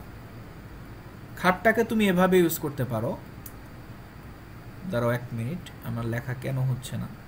আচ্ছা, ক্ষারটাকে তুমি এভাবে ইউজ করতে পারো। দেখো তুমি যখন সবল ক্ষারের কথা বলতেছো, অ্যাসিডকে সে কি করবে বলো? লুলা করে দিবে না? এটা তো বোঝো নাকি? এই যে কোনা দিয়ে যে লেখাটা, লুলা করে দিবে। হ্যাঁ, বুঝো তো নাকি? হ্যাঁ, তাহলে ওরা যদি লুলা করে দেয়, এখন মনে করো লুলা করে দিছে, এখন যে লুলা করছে সে তো নিশ্চয়ই শক্তিশালী কিছু একটা, হ্যাঁ, অনেক শক্তি পাড়ার মতো। তো সে কি করবে? সে হচ্ছে সবার উপরে এভাবে বসে থাকবে। এটাই হচ্ছে সিস্টেম। কি হইল? দুর্বল অ্যাসিড সবল ক্ষারের ইনফরমেশন দেওয়া থাকলে সুন্দর মতো পিএইচ সমান সমান পিকে এ লগ, নিচের এই অ্যাসিড পর্যন্ত সেম। সবল ক্ষার যোগ করতেছো, সবল ক্ষারের কাজ হইতেছে অ্যাসিডের লুলা করা। লুলা করবে, যে লুলা করবে সে শক্তিশালী, তাহলে সে আকাশে বসে থাকবে। ঠিক আছে, এটাই হচ্ছে সূত্র। যদি এই দুইটা ইনফরমেশন দেওয়া থাকে তাহলে পিএইচ এভাবে বের করবে। এবার আসো এখানে, তোমরাই বলবা যদি দুর্বল ক্ষার আর সবল অ্যাসিডের ইনফরমেশন দেওয়া থাকে তাহলে কি করবা? বুঝতে পারছো? আমি আগে বলছি, হ্যাঁ, যে দুর্বল তার নামে, যে দুর্বল তার উপর ভিত্তি করে তুমি আগে ডিফাইন করবা তুমি আসলে কি পাবা, পিএইচ পাবা নাকি পিওএইচ পাবা। তুমি এখানে পাবা হচ্ছে পিওএইচ। ওকে, তাহলে পিকেবি, তাহলে লগ এখানে দেখো বেস আগের মতোই থাকবে। এবার বলো সবল অ্যাসিড কি করবে, কারে কি করবে বলো? লুলা করে দিবে। আর যারে লুলা, যে লুলা করতেছে সে নিশ্চয়ই পাড়া টাইপের, তো আকাশে সে বসে থাকবে মাথার উপরে। ঠিক আছে, শেষ। আশা করি বুঝতে পারছো বিষয়গুলো আমি যা বললাম। ওকে, ক্লিয়ার? জি ভাই, ক্লিয়ার। আগে মাথায় ঢুকাও, কেন কেন এরকম প্রশ্ন করো না, পরে বুঝাবো। তো বুঝলাম। এবার চলে আসো এইখানে দেখো। তো দেখো আমাদের যদি এই ধরনের ইনফরমেশন থাকে, তো এই ধরনের এই যে এই পাশে যেটা আমি দেখাইলাম নিচের দিকে, এই ধরনের ইনফরমেশন থাকে। এখন এই ধরনের দুইটা ইনফরমেশন দেওয়ার পরে ধরো ক্ষারের ইনফরমেশন আর সবল অ্যাসিডের ইনফরমেশন, তো এই দুইটা ইনফরমেশন দিছে, আবার সাথে বলেও দিছে যে H+ যোগ করলে কি হবে সেক্ষেত্রে। তাইলে দেখো কি করব। তো উপরের দিকে আমরা কি করছিলাম, নর্মাল অম্লের ইনফরমেশন ছিল, লবণের ইনফরমেশন ছিল, আর এক্সট্রা অ্যাসিড কিংবা ক্ষার যোগ করলে কি হবে সেটা আমরা করছিলাম। সো উপরের জিনিসগুলো একভাবে করছি। আর এখানে যখন এই নিচের পোর্শনের রেসপেক্টে বলতেছে যে তোমার দুর্বল অ্যাসিডের ধরো ইনফো দেওয়া আছে, সবল ক্ষারের ইনফো দেওয়া আছে, তো এখানেই আবার তোমার হচ্ছে H+ যোগ করতেছে, তাহলে কি হবে? তো কিছুই না, দুর্বল অ্যাসিড বুঝতেই পারতেছো আর সবল ক্ষার। তো তোমার সূত্র যতটুকু ছিল তুমি শিখে আসছো ওই কর্নারে বাম পাশে নিচে, সেটা হুবহু সেম হবে। আর যেহেতু H+ যোগ করতেছো, ভাইয়া কি করতে ইচ্ছা করে, জিনিসটা কি অম্লীয় না? তো তুমি যে এক্সট্রা অ্যাসিডটা যোগ করবা সেটা কি করতে ইচ্ছা করে বলো? বলো, অম্লীয় বাফার, হ্যাঁ যোগ করে দিবা, যোগ করে দিবা। আর উপরে কি করতে ইচ্ছা করে? ভাল লাগে না? উপরে কি করতে ইচ্ছা করে? বিয়োগ। হ্যাঁ, শেষ, কিচ্ছু না। এবার আসো, তাহলে OH- যোগ করলে তোমার কি করতে ইচ্ছা করে বলো? তুমি যা বলবা তাই। ক্ষার বিয়োগ করে দেবো আর উপরে যোগ করে দেবো। আরে কি আনন্দ! তাহলে কি নিচেরটা পারবা না যদি দুর্বল ক্ষার আর সবল অ্যাসিড থাকে? H+ হইলে কি করবা, OH- হইলে কি করবা লেখা দিছি, পারবা না? নিজে বানায় নিতে পারবা না? জি ভাই। ওকে, তাহলে এখানে যা বলছি ইহজীবনে দেখছো কোথাও? ভাই এত টাইপো এটাই তো জানতাম না। সো এই হচ্ছে ব্যাপার।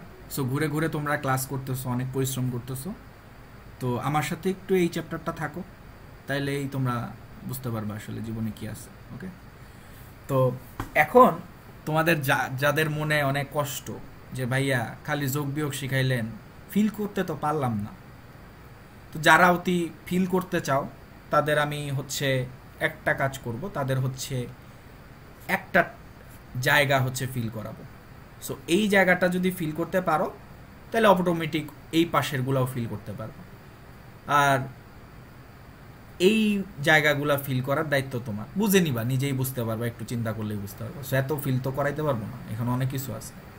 সো এই পাশটা ফিল করাবো, আর হচ্ছে খারেরটা তোমরা নিজেরা ফিল করে নিও, আর এই দুইটা হচ্ছে তোমরা ফিল করে নিও, এমনি বুঝতে পারো। তো আসো ফিলিং শুরু করি, যদিও ফিল করার দরকার পড়ে না আসলে, সূত্র জানলেই ম্যাথ পারা যায়, তাও একটু দেখাই। দেখো এখন একটা জিনিস খেয়াল করো। প্রথমত আমরা একটা কাজ করি যে আমরা হচ্ছে অম্লীয় বাফারের কাহিনী চিন্তা করব। অম্লীয় বাফার, অম্লীয় বাফার, অম্লীয় বাফারে যখন আমরা H+ যোগ করতেছিলাম তখন আসলে সূত্রটা কি, আগে সূত্রটা লিখি দেন হচ্ছে বুঝবা। তো সূত্রটা কি একটু বলো দেখি। pKa প্লাস লগ কত কি লিখবো কও, নিচে কি কও, অম্লীয় বাফারের জন্য কি লিখবে এটা কই তারও না, অম্ল, আর উপরে কি N × E লবণ, তাই না? তো এখন চিন্তা করো আমরা কি করছিলাম, অম্লীয় বাফারে যখন H+ যোগ করছিলাম, এই নাবিলা কই তুমি, কথা নাই কেন? ফেসবুকে হইলে তো একজনের গালি দিয়া তারপরে হইতেছে বানরের মাংস, এটার মাংস খাওয়া, এটা পাগল বানা ফেলাইছো। এখন এখানে বলো কি করব, কও। অম্লীয় বাফারে H+ যোগ করতেছে, এই দিব্য কই গেলি তুই, কেউ কথা কয় না কেন? জি ভাই আইছি, বলেন এবার। কই যাস তুই? ভাই উপরে এখানে নিচে কি করবো কও? যোগ নিচে যোগ, উপরে মাইনাস। ওকে, আর উপরে বিয়োগ করব। ও রে জোস, এত জোস, ঠিক আছে। আর উপরে হচ্ছে বিয়োগ করব, এটাই আমরা জানতাম, তাই না? ওকে, তো এখন আসো একটু দেখি তো অম্লীয় বাফার আসলে কোন দুইটা উপাদান থাকে তুমি চিন্তা করো তো কি কি থাকে। CH3 COOH থাকে, তো এরা আসলে তোমার CH3 COO- আর হচ্ছে H+, এরা এই জিনিসগুলো তৈরি করতে পারে। আর একটা জিনিস থাকে হচ্ছে CH3 COO না, CH3 COO- আর হচ্ছে Na+। তো এখন একটা জিনিস একটু খেয়াল করো যে তুমি যখন H+ যোগ করতেছো, সাপোজ H+ যোগ করতেছো মানে হচ্ছে HCl যোগ করতেছো। তো HCl যদি যোগ করো, এখন আমাকে একটু বলো যে এই যে HCl, এই HCl নিশ্চয়ই তোমার এই অ্যাসিডের সাথে গিয়ে বিক্রিয়া করবে না, তাই না? লজিক কি বলে? জি ভাই, অ্যাসিডের সাথে তো আর HCl যে বিক্রিয়া করবে না, তো ও আসলে বিক্রিয়া করার জন্য বেছে নেবে এই লবণটাকে। ওকে, তো ও যখন বিক্রিয়া করবে তাহলে বিক্রিয়া করলে কি তৈরি করতে পারে দেখো, CH3 COONA আর হচ্ছে HCl। তো বিক্রিয়া যখন করলো তখন আসলে কি প্রডিউস করবে বুঝতেই পারতেছো, CH3 COOH। তাহলে এখানে দেখো লবণ লবণ গন্ধ করতেছে, তাহলে এইটা Na আর হচ্ছে এখানে Cl, তো এরা হচ্ছে আলাদা হয়ে যাবে, তাহলে তৈরি করলো হচ্ছে সোডিয়াম ক্লোরাইড। এই গত ক্লাসের বাচ্চাটা আসো এনডিসির একজন ছিল যে, নাই না? রাজ কই? রাজকে আজকেও ফেসবুকে মনে হয়। আচ্ছা যাই হোক, তো যেটা বলতেছিলাম, তাহলে NaCl আলাদা হয়ে গেছে আর এখানে হচ্ছে অ্যাসিড তৈরি হয়ে গেছে, এই যে এটা গিয়ে ওখানে বসবে। তো এখন একটা জিনিস একটু খেয়াল করো যে এখানে তুমি যে অ্যাসিডটা যোগ করতেছো আর এখানে যে লবণটা ছিল, আমরা ধরে নেই লবণের পরিমাণ ছিল হচ্ছে A, ইনিশিয়াল একটা কনসেন্ট্রেশন ছিল বা মোল সংখ্যা ছিল, সাপোজ এনিথিং পরিমাণ। তো লবণের হিসাব নিকাশ হচ্ছে A, ইনিশিয়ালে ছিল। তো অ্যাসিড যেটা যোগ করছো, অ্যাসিড তো তুমি আসলে মোটামুটি একটা লেভেলে যোগ করো, 2-3 ফোঁটাও করো না, আবার একদম বালতি ধরে ঢাইলা দিয়া যে তোমার টেস্ট টিউবের চেয়ে বেশি হয়ে গেছে, বিকারের চেয়ে বেশি হয়ে গেছে, এমনও তো করো না। সে একটা নির্দিষ্ট লেভেলে যোগ করো, হ্যাঁ, সেটা নিশ্চয়ই বিকারের চেয়ে কম। কম পরিমাণ, বিকারে যতটুকু আছে তোমার অম্লীয় বাফার তার তুলনায় একটু কম করো, মাঝারি লেভেল। তো ধরে নাও তুমি হচ্ছে অ্যাসিড যোগ করছো, অ্যাসিড হচ্ছে এক্স পরিমাণ যোগ করছো। এখন কি হবে? অ্যাসিড তো আসলে তোমার বিক্রিয়া করবে। সো বিক্রিয়া করে আসলে আমরা বলতে পারি যে অ্যাসিড হচ্ছে ভ্যানিশ হয়ে গেছে। মানে অ্যাসিড তো তোমার এই অম্লীয় বাফারের যে এলিমেন্টগুলো আছে তার তুলনায় হচ্ছে তুলনামূলক কম থাকে। তো অ্যাসিড যদি বিক্রিয়া করে তাহলে অ্যাসিড হচ্ছে সম্পূর্ণ ভ্যানিশ হয়ে যাবে বা কমে যাবে, মাইনাস দিয়ে দেখাইছি, মানে এটা নাই হয়ে যাবে। ওকে, তাহলে অ্যাসিড যদি -x হয়, তাহলে চিন্তা করো আমার যে লবণ ছিল, লবণ থেকে কি করবে? -x পরিমাণ বিয়োজিত হবে। এটা কি বোঝো? জি ভাই। হ্যাঁ, আরেকবার বলবেন? আবার বলি, আমরা বলতেছিলাম যে অ্যাসিড হচ্ছে বিক্রিয়া করে ফেলবে, মানে এইখানে যে লবণ আছে, লবণের একটা নির্দিষ্ট পরিমাণের সাথে গিয়ে সে বিক্রিয়া করবে, বাট সম্পূর্ণ অ্যাসিডটাই ভ্যানিশ হয়ে যাবে, কারণ অ্যাসিডের পরিমাণটা কম নিছো মোটামুটি। ওকে, তাহলে অ্যাসিড যদি বিক্রিয়া করে ফেলে তাহলে আমরা কি বলতে পারি? -x মানে কি? সে নাই হয়ে গেছে, গায়েব, শেষ। এটা তো বোঝো নাকি? আমরা জাস্ট বলার জন্য বললাম, এখানে লিখছি। ওকে, -x মানে ওই এক্স পরিমাণটাই গায়েব হয়ে যাবে। বুঝো নাই? এবার হ্যাঁ, এটাই ওই যে না বিলাপ বলছো মনে হয়। তাহলে চিন্তা করো যদি -x পরিমাণ চলে যায়, তো এই -x পরিমাণ আসলে কি করবে? এই আদি যে লবণটা ছিল সেই লবণ থেকে একটা পোর্শন সে খেয়ে দিবে। এখন চিন্তা করো এখানে যদি -x পরিমাণ চলে যায়, গায়েব হয়ে যায়, তাহলে এখানে আসলে কি পরিমাণ তৈরি হবে বলো? এরা যেহেতু উৎপাদ, তাহলে এখানে কি +x পরিমাণ তৈরি হবে, আর এখানেও আসলে +x পরিমাণ তৈরি হবে। এটা কি বোঝো? কারণ সবাই আসলে কি সমমোল করে আছে, একই মোল করে আছে। বুঝছো? ওকে, তাই যদি বুঝে থাকো তাহলে একটা জিনিস খেয়াল করো, ঘটনাটা কি দাঁড়াইতেছে।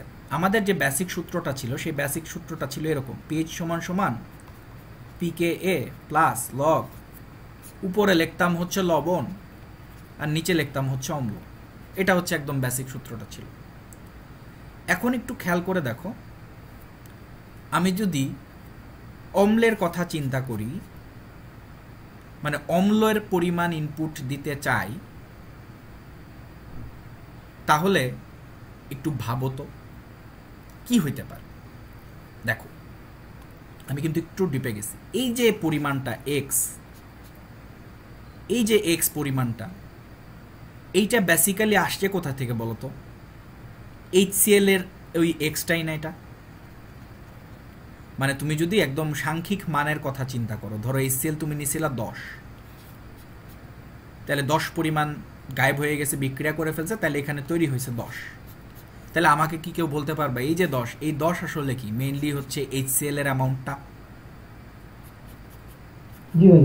ওকে, আচ্ছা, তাইলে এখন একটু চিন্তা করো, তোমার পাত্র যখন তুমি নিছিলা, সেখানে যে অম্লটা তুমি নিছিলা একদম বেসিক যেটা CH3COOH, সেটা কোনটা? সেটা আসলে এটা না,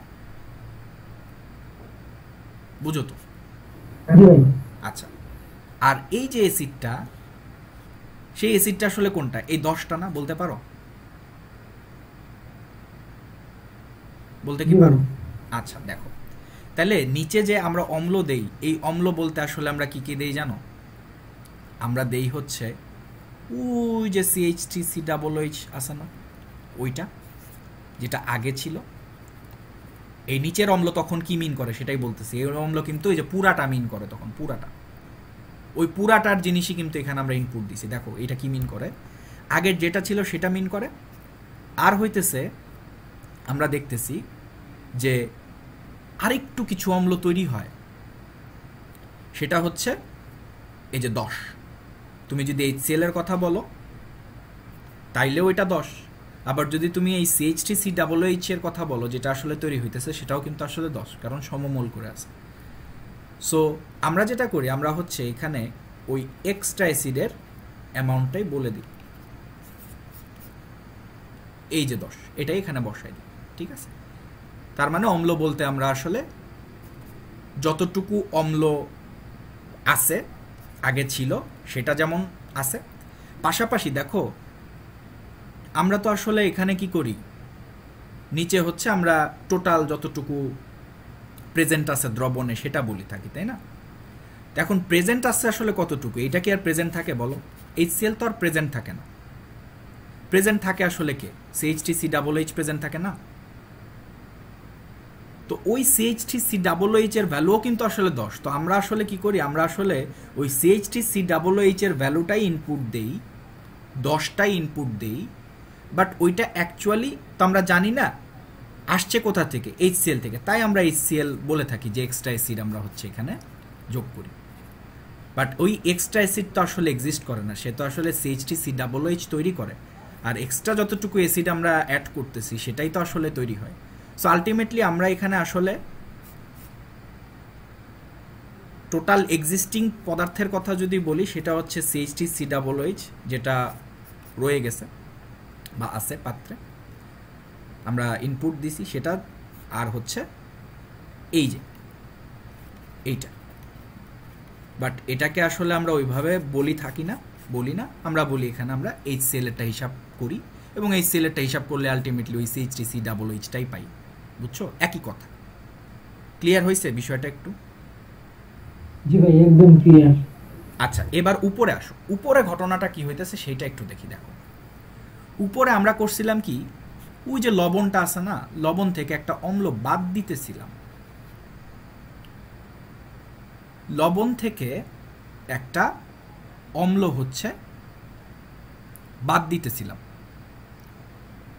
তাহলে সেটা আসলে কি?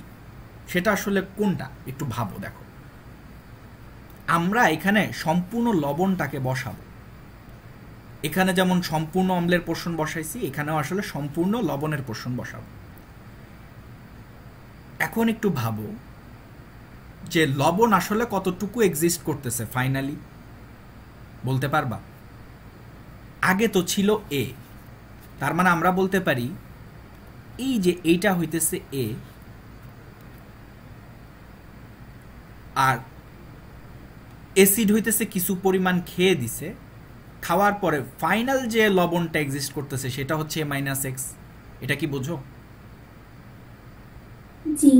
তার মানে এই যে লবণটা আমরা বসাইছি এটা আসলে A-X, এবং এ কারণেই দেখো আমরা ওই যে A যেটা এক্সিস্ট করতেছিল সেখান থেকে আসলে ওই যে এক্সট্রা যেটা বাদ দেই সেটা বাদ দিয়ে বসাইছি অম্লের পরিমাণ। তো আলটিমেটলি আমরা উপরে ঠিকই আছি, আমরা লবণেই আছি, আর নিচেও কিন্তু স্টিল আমরা অম্লতেই আছি। কাহিনীটা কি বুঝতে পারছো? জি ভাই। তো এই কারণে আসলে কাহিনীগুলা করে থাকি। ক্লিয়ার হয়েছে? Crystal clear? Crystal clear. Okay, তো এটা হচ্ছে রিজন। তো একইভাবে আসলে তোমার ক্ষারেরটাও ব্যাখ্যা করা যায়। সো ক্ষারেরটা এখন আর ব্যাখ্যা করলাম না, বুঝতে পারছো তো? একই কেসই হবে। ওকে, তো ক্ষারের ক্ষেত্রে আমি আসলে একটু দেখাই দিই, একটু বলে দিই যে ক্ষারের ক্ষেত্রে আসলে কি হবে তুমিই বলো তো। CH3COOH মানে হচ্ছে আমরা ক্ষার যোগ করতেছি, ক্ষারীয় বাফার বলি নাই, ক্ষার যোগ করতেছি। তো ক্ষার যোগ করলে অ্যাকচুয়ালি কি হবে বলো? ক্ষার যোগ করলে আসলে সোডিয়াম হাইড্রোক্সাইড নিশ্চয়ই লবণের সাথে বিক্রিয়া করতে যাবে না, সে তো আসলে কার সাথে বিক্রিয়া করবে? অ্যাসিডের সাথে বিক্রিয়া করবে। তাহলে অ্যাসিডের সাথে যদি বিক্রিয়া করে তাহলে এখানে কি কোনা তৈরি হবে আর হচ্ছে পানি তৈরি হবে। ওকে, তাই যদি হয় তাহলে এখন একটু ভাবো যে অ্যাসিড তো ছিল ইনিশিয়ালি, আমরা যে পরিমাণ সোডিয়াম হাইড্রোক্সাইড যোগ করছি সেটা ভ্যানিশ হয়ে গেছে, আর সেটা ভ্যানিশ হয়ে এখান থেকে কিছু পরিমাণ জিনিস খেয়ে সে হইতেছে এই জিনিসগুলো তৈরি করছে। মানো এটা? তাহলে একটু চিন্তা করো, আমরা হচ্ছে pH = pKa + log, আমরা আসলে কি করতাম? ওরে আল্লাহ, আমরা আসলে কি করতাম? আমরা যেটা করতাম, আমরা হচ্ছে N × E অ্যাসিড আর হচ্ছে N × E আমরা হচ্ছে লবণ লিখতাম, আর এইটাছে এখানে আমরা হচ্ছে ক্ষারটাকে বাদ দিতাম, মাইনাস আমরা হচ্ছে N × E ক্ষার করতাম, আর এখানে হচ্ছে আমরা N × E ক্ষার যোগ করে দিতাম। এখন একটু খেয়াল করো, আমরা কিন্তু আবার আগের মতোই থাকবো। দেখো নিচে আমাদের ওই অম্লই থাকবে, অম্ল মানে কি? নেট অম্ল মানে যতটুকু আছে, আর উপরে আমাদের ওই লবণই থাকবে, নেট লবণ। ওকে, তাহলে এখন একটু খেয়াল করো, দেখো নিচে যে নেট অম্ল বলতে আসলে কি বুঝাইতেছি দেখো তো, এটা না, আগে এ ছিল, এক্স কিছু খেয়ে দিছে, তাহলে এটাই হচ্ছে আমাদের এইটা। বুঝো কি? জি ভাই। ক্লিয়ার? এবার চিন্তা করো, উপরে হচ্ছে নেট লবণ। নেট লবণ মানে কি? আগে তো কিছু লবণ ছিলই, কোনা ছিল না কিছু, তার সাথে আবার এক্সট্রা গিয়ে যুক্ত হয়েছে না এক্সট্রা, এটা কিন্তু নতুন লবণ। আর ওই যে আমার অম্লীয় বাফারে তো কিছু লবণ ছিলই, ওই যে মনে আছে তো নাকি?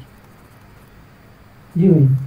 সো ওইটা হইতেছে এই যে এটা, আর এক্সট্রা কিছু যোগ হয়েছে বিক্রিয়ার কারণে, সেটা হইতেছে এই এক্স। হ্যাঁ, এবং এখানে আমরা কি করছি, আমরা ক্ষারটাকে যোগ করছি। ক্ষারটাকে যোগ করা মানে ওই লবণটাকেই যোগ করা, আলটিমেটলি একই না? একটু উপকার হচ্ছে এক পয়সা হচ্ছে হ্যাঁ। আমার অন্য ফি হয় না, ঠিক আছে?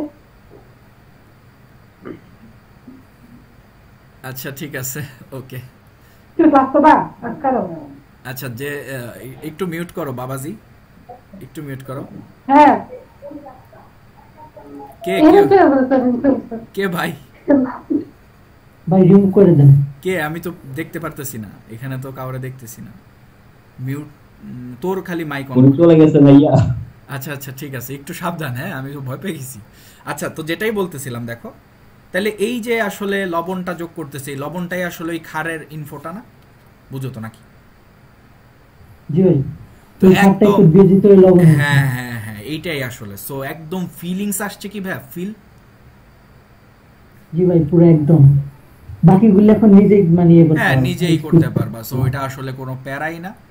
তারপরে আরেকটা জাস্ট একটু দেখাই দেই। আরেকটা মানে কি, ওই যে ওইটা যেটা আসলে একদম নিচে ছিল। তো নিচে আমরা কি করছিলাম, বলছিলাম যে অ্যাসিডের ইনফরমেশন আর হচ্ছে তীব্র ক্ষারের ইনফরমেশন। তো এটা থাকলে আমরা কি করছিলাম, আমরা হচ্ছে সূত্রটা কেমন ছিল? সূত্রটা ছিল হচ্ছে পিএইচ সমান সমান পিকেএ প্লাস হচ্ছে লগ, তারপর আমরা নিচে কি করছিলাম, নিচে করছিলাম হচ্ছে এন ইন্টু ই অম্ল, আর এখানে কি করছিলাম, ক্ষার হচ্ছে লুলা করে দিবে, আর শক্তিশালী ক্ষারটা হয়েছে বসেন বসেন করবে, বসে থাকবে, এন ইন্টু ই ক্ষার। এটাই করছিলাম না? তো এখন দেখো আরেকটু ফিল দিই তোমাদের, যেহেতু আজকে ফিলিংসের ক্লাস চলতেছে। CH3COOH প্লাস হচ্ছে সোডিয়াম হাইড্রোক্সাইড। তো এখানে মনে করো CH3COONA প্লাস হচ্ছে তোমার পানি। ওকে, তাহলে এই তো অবস্থা, তাই না? অ্যাসিড আর তীব্র ক্ষার থাকলে আসলে ঘটনাটা কি দাঁড়াচ্ছে? এদের তো বিক্রিয়া হবে, তাই না? এখন একটু ভাবো, ধরো আমার হচ্ছে অ্যাসিড ছিল, আর হচ্ছে তুমি কি করছো, ক্ষার যোগ করছো। তো ক্ষার যোগ করছো, ক্ষার হইতেছে তোমার এখানে ধরো এক্স। তো ক্ষারের পরিমাণ তো কম থাকে, সো ক্ষার ভ্যানিশ হয়ে যাবে, এখান থেকে কিছু খেয়ে দিবে, এদের তৈরি করে ফেলবে। ঠিক আছে এই পর্যন্ত? তাহলে দেখো নিচে আসলে তোমার কি বসানো উচিত? নিচে হচ্ছে নেট অম্ল বসানো উচিত, নেট অম্ল। তাহলে চিন্তা করো নেট অম্ল আসলে কত এখন? এই যে এ মাইনাস এক্স, এক্স কোনটা? ওই যে ক্ষারের অংশটুকু। ক্লিয়ার? ইয়েস। আর নিচে তোমার নেট অম্ল, নেট কি বসানো উচিত? নেট লবণ বসানো উচিত। তো নেট লবণ মানে কি? হুদা লবণ। এবার তো আসলে তুমি ডাইরেক্ট বিক্রিয়া করাইতেছো, সো যা লবণ তাই, আর নতুন করে এক্সট্রা প্রডিউস হইতেছে না, যেটা তৈরি হওয়ার কথা সেটাই তৈরি হইতেছে, তাই না? আর এটাই আসলে বসায় দাও। সো ওই যে লবণের যে ইনফরমেশন, সেটাই তো আসলে ক্ষারের মান। সো আমরা কি করি, আমরা হচ্ছে ওই ক্ষারটাকে ডাইরেক্ট বসাই দিই। লবণ বললে আবার কনফিউজড হয়ে যাবে, কারণ লবণের ইনফো তো আর দেওয়া নেই। ভাই মানে এখানে হচ্ছে আগে থেকে কোনো লবণ থাকেই না, এই জন্য। হ্যাঁ হ্যাঁ হ্যাঁ, লবণের ইনফো তো দেওয়া নাই। সো তুমি তখন কি বসাবা? আসলে ক্ষারের ইনফোটা বসাইলে লবণের কাজটা হয়ে যেতেছে, বুঝছো? তো এই কারণে আমরা সূত্রটা এভাবে ফর্ম করছি যে ক্ষারেরটা বসাই দিছি। তো আলটিমেটলি ওই ক্ষারটা তো আসলে এক্সিস্ট করে না, ভ্যানিশ করে লবণই তৈরি করে। সো আলটিমেটলি আমরা লবণই বসাইতেছি উপরে। হ্যাঁ, ক্ষারের চেহারায় লবণ বসাইতেছি। তো আশা করি বুঝতে পারছো। ক্লিয়ার?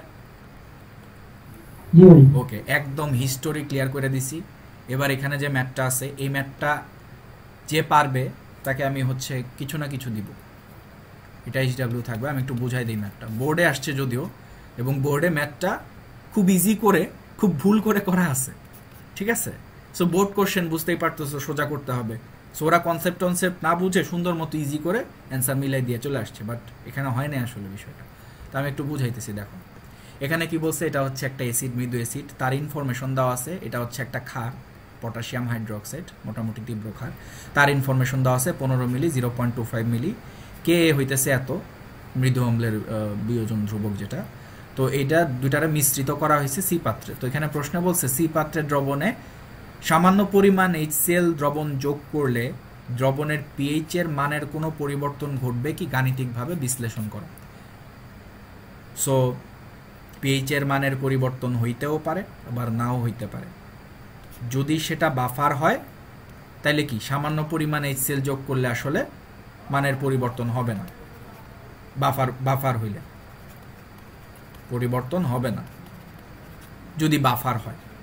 আর যদি এরকম কেস হয় যে সেটা বাফারই হইল না, তাহলে তো মানের পরিবর্তন হইতে বাধ্য, তাই না? বুঝছো তো? বাফার না। সো এই হচ্ছে ব্যাপার। সো এটা যে পারবা তারে হচ্ছে আমি প্রাইজ দিব।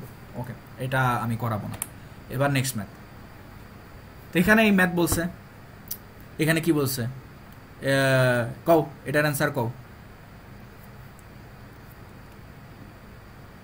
HNO3 এবং H3PO4 এর মধ্যে কোনটি শক্তিশালী অ্যাসিড বাইর করে নিও। বুঝছো তো? পারবা না? লুতা কোশ্চেন বোর্ডে আসে। তারপরে কি বলছে, উদ্দীপকের এ পাত্রের দ্রবণের POH হিসাব করো। করো দেখি হিসাব কত আসে, করতে পারবা কেউ? এ পাত্রের যে দ্রবণ মানে অ্যাসিড, তার POH বাইর করতে বলছে। করো দেখি একজন, একটু করে অ্যান্সার জানাও। আমি একটু চিল করে অনেক প্যাক করছি। অ্যান্সার বলো। গ নাম্বার। ভাই ক্যালকুলেটর নাই কাছে। যার কাছে আছে সে কও অ্যান্সার কত দেখি, একটু করো দেখি। আর আজকে আমি, তোমরা কি খুব প্যারা হবে আমি যদি আর আধা ঘন্টা ক্লাস নিয়ে আজকে চ্যাপ্টারটা শেষ করি, মানে এই পোর্শনটা শেষ করে দিই, পেজ বাফার পার্ট 3? ভাই আমি আর নাই। প্যারা হবে না? আচ্ছা ঠিক আছে, আমি তাহলে আর একটু পরেই শেষ করে দিই। আচ্ছা গ নাম্বার, কেউ কি পারো? ছোট্ট বন্ধুরা একটু কমেন্টে জানাও দেখি, যারা ফেসবুকে আসো। কেউ পারো না? আমার কাছে তো অ্যান্সারও নাই, দেখি কত। ভাই 1 মোলার আসছে। কি কইছে ভালো করে পড়ে দেখো।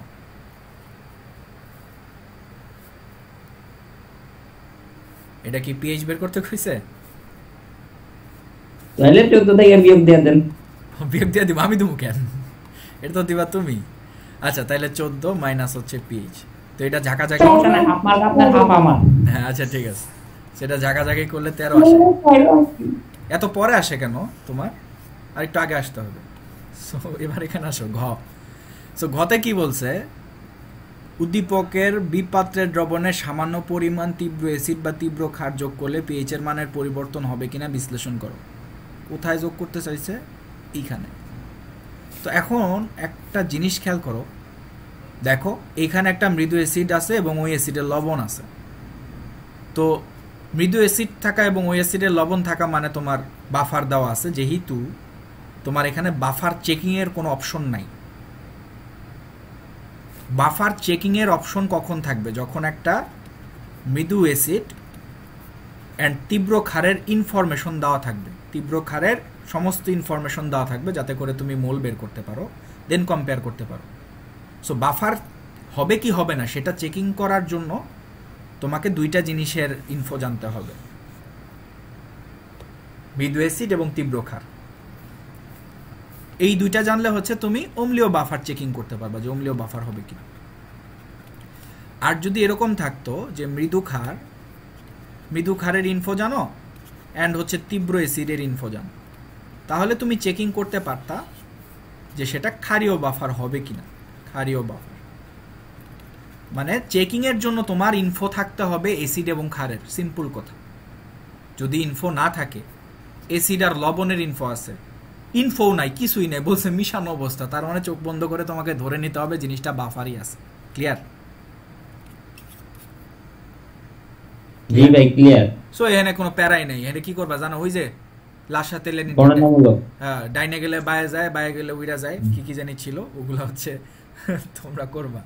এবার আসো ঢাকা কলেজের একটা কোশ্চেন। কি লুথা কোশ্চেন দেয়, এগুলো ভালো লাগে না তো। আমি যে কোশ্চেনগুলো করাবো এরপরে হচ্ছে আনন্দ ফুর্তি হবে। ওকে, সো আগে বোর্ডের কোশ্চেন কিছু সলভ করে নেই, যেহেতু তোমরা পরীক্ষা দাও নাই। ঢাকা কলেজ, আমার কলেজ। আসো কেউ ঢাকা কলেজের এখানে? গুন্ডা পান্ডারা কেউ? আচ্ছা কেউ নাই, আমি একাই আছি। তো এখানে কি বলছে, উদ্দীপকের দ্রবণের pH নির্ণয় করো। কোনটা ভাই? আহা, এই যে দেখো ঢাকা কলেজের কোশ্চেন না, একটু ফুর্তি। এটা করো দেখি। কেউ একজন কত অ্যান্সার আসে আমাকে জানাও তো। দেখো কি কি আছে, ক্ষারের ইনফো আছে আর হচ্ছে অ্যাসিডের ইনফো আছে। ওকে, সো পিএইচটা বের করতে বলছে, করো দেখি, করো করো। ঢাকা কলেজের কোশ্চেন, তারপরে হইতেছে নটরডেমের কোশ্চেন, এগুলা ফুর্তিমূলক কোশ্চেন, ভালো করো করো। বোর্ডের আরেকটা কোশ্চেন করাবো, তারপরে শেষ, আজকে ছেড়ে দিব, আর প্যারা দিব না। করো দেখি ভাইয়ারা কত অ্যান্সার আসে, ফেসবুকে যারা আসো জানাও দেখি, আমি একটা অ্যান্সারটা খুঁজে লই, খুঁজাও তো পাই না। আচ্ছা, গায়ে টেস্ট পেপারে বলছে 30-এর গয়ের অনুরূপ, সো অ্যান্সার নাই, তোমরা বাইর করো, যা আসবে তাই। আচ্ছা, রাজ এখানে ফেসবুকে বেশ উত্তেজনা সৃষ্টি করছে, 12.69, এই তাই নাকি? একজন বের করে ফেলছে নাকি? ওইটা কি বের করছে? এ কত আসে কও না?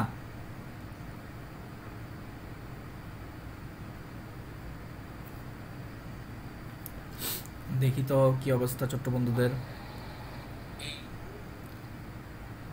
2.74 2.74।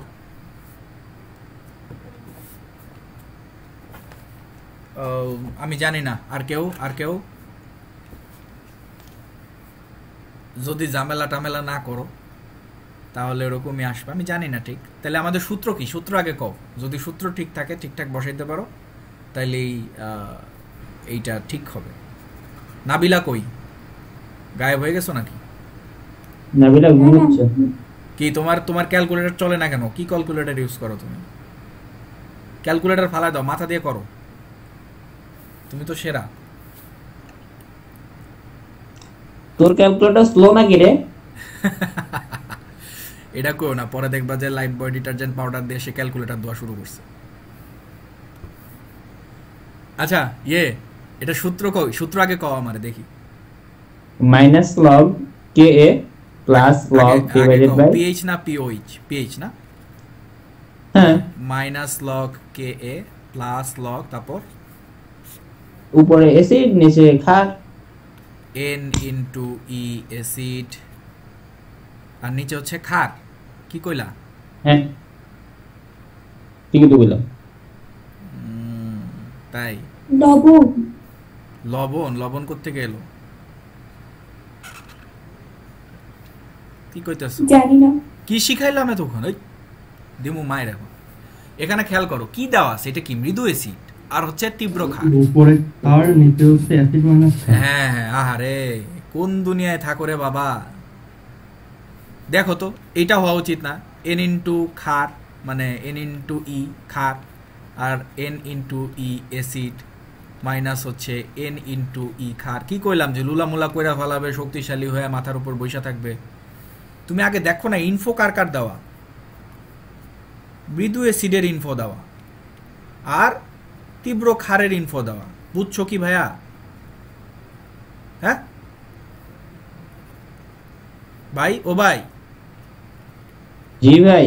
তাহলে এই যে করলা, যে দুষ্টুমিটা করলা আমার সাথে, কেন করলা? এই যে দেখো, এই যে চিপার এই সমস্ত জিনিস ক্লিয়ার হয়েছে?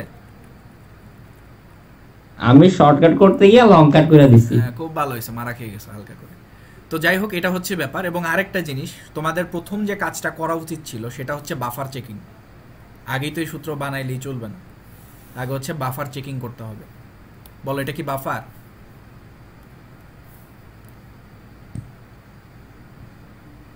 জি ভাইয়া। এটা বাফার। কেন বাফার?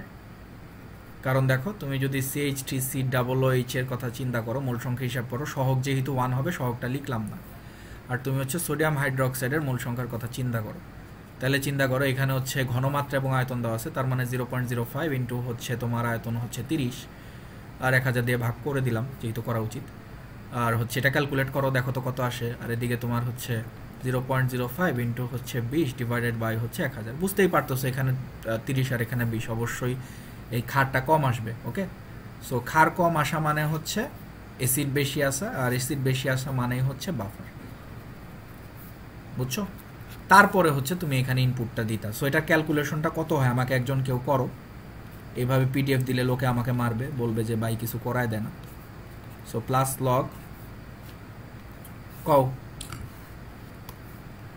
লগ 4.74 আছে 0.05 ইন্টু হচ্ছে তোমার 20 ডিভাইডেড বাই হচ্ছে 1000, ওই যে খারের জিনিসগুলো ইনপুট দিতেছে। ওকে, ঘনমাত্রা ইন্টু হচ্ছে আয়তন আর হচ্ছে তুল্য সংখ্যা 1, আর নিচে হইতেছে তোমার 0.05। 1000 দিয়ে ভাগ না করলেও চলে, এই কেসে কাটাকাটি চলে যায়, তাও আমি করবো, কাটতে রাখি। 1000 দিয়ে গুণ করলাম ইন্টু হচ্ছে 1, আর এই উপরেরটাকে কপি করে এখানে বসাই দিই। তো কত আসে ভাই এই কাজটা করলে?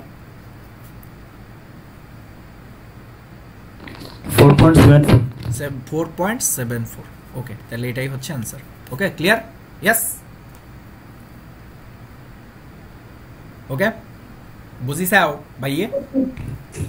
হ্যাঁ, এই যে যারা পারো নাই, এই যে এগুলা করলে হবে না, সেরা রেজাল্ট করতে হবে। এবার আসো নিচেরটা কি বলছে? উদ্দীপকের দ্রবণের সামান্য অ্যাসিড বা ক্ষার যোগ করলে কি হবে ভাই? ও ভাই, কি হবে? কি হবে ভাই বলেন, কি হবে? কিছুই হবে না। কিছুই হবে না। কেমনে ব্যাখ্যাটা দিবা মনে আছে তো? ওই যে ডাইনে গেলে বায়ে, বায়ে গেলে উপরে, চাঁদের দেশে যা আছে সব ওই লাশাতে লিয়া। ঠিক আছে, ক্লিয়ার? জি ভাই। আচ্ছা, তো ঢাকা কলেজের মাল প্রশ্ন এটা। তো এটা হচ্ছে লাস্ট প্রশ্ন আজকের দিনের। তো এটাও মোটামুটি মাল। তো এখানে কি বলছে দেখো, দিনাজপুর বোর্ড 2017। এখানে কি বলছে? উপরের গুলার দিকে তাকায় না, দেখতে ভালো লাগতেছে না, নিচের দিকে তাকাও। B+C মিশ্রণের পিএইচ গণনা করো। বি এবং সি, এই যে এই দুইটা। সো এই দুইটার পিএইচ এবার তোমরা বাইর করবা। এবার আমি হচ্ছে করাই দিব না, তোমরা এখন বের করো, করে ফেলো। এর আগেরটা ভুল করছো, এটা ভুল করো না। এটা কি হবে বলো তো, কেমন হবে? অম্লীয় বাফার। অম্লীয় বাফার, ঠিক আছে। এবং তুমি কেমন সূত্র ইউজ করবা বলো দেখি, কও। না, সূত্র কইতাম না। কেন কেন কেন ভয় পাচ্ছ? ভুল হবার ভয়? পিএইচ হ্যাঁ, কও কও। পিকেএ পিকে প্লাস কি লগ, তারপর উপরে লবণ নিচে অ্যাসিড। আবার দিমু যে ঠ্যাঙ্গানি। এখানে দেখো তো কি আছে, এটা কি? ক্ষার। কেমন ক্ষার? তীব্র ক্ষার। এটা কি? মৃদু অ্যাসিড। তুমি লবণ কই পাও? হ্যাঁ, এই কই ছোট বন্ধু?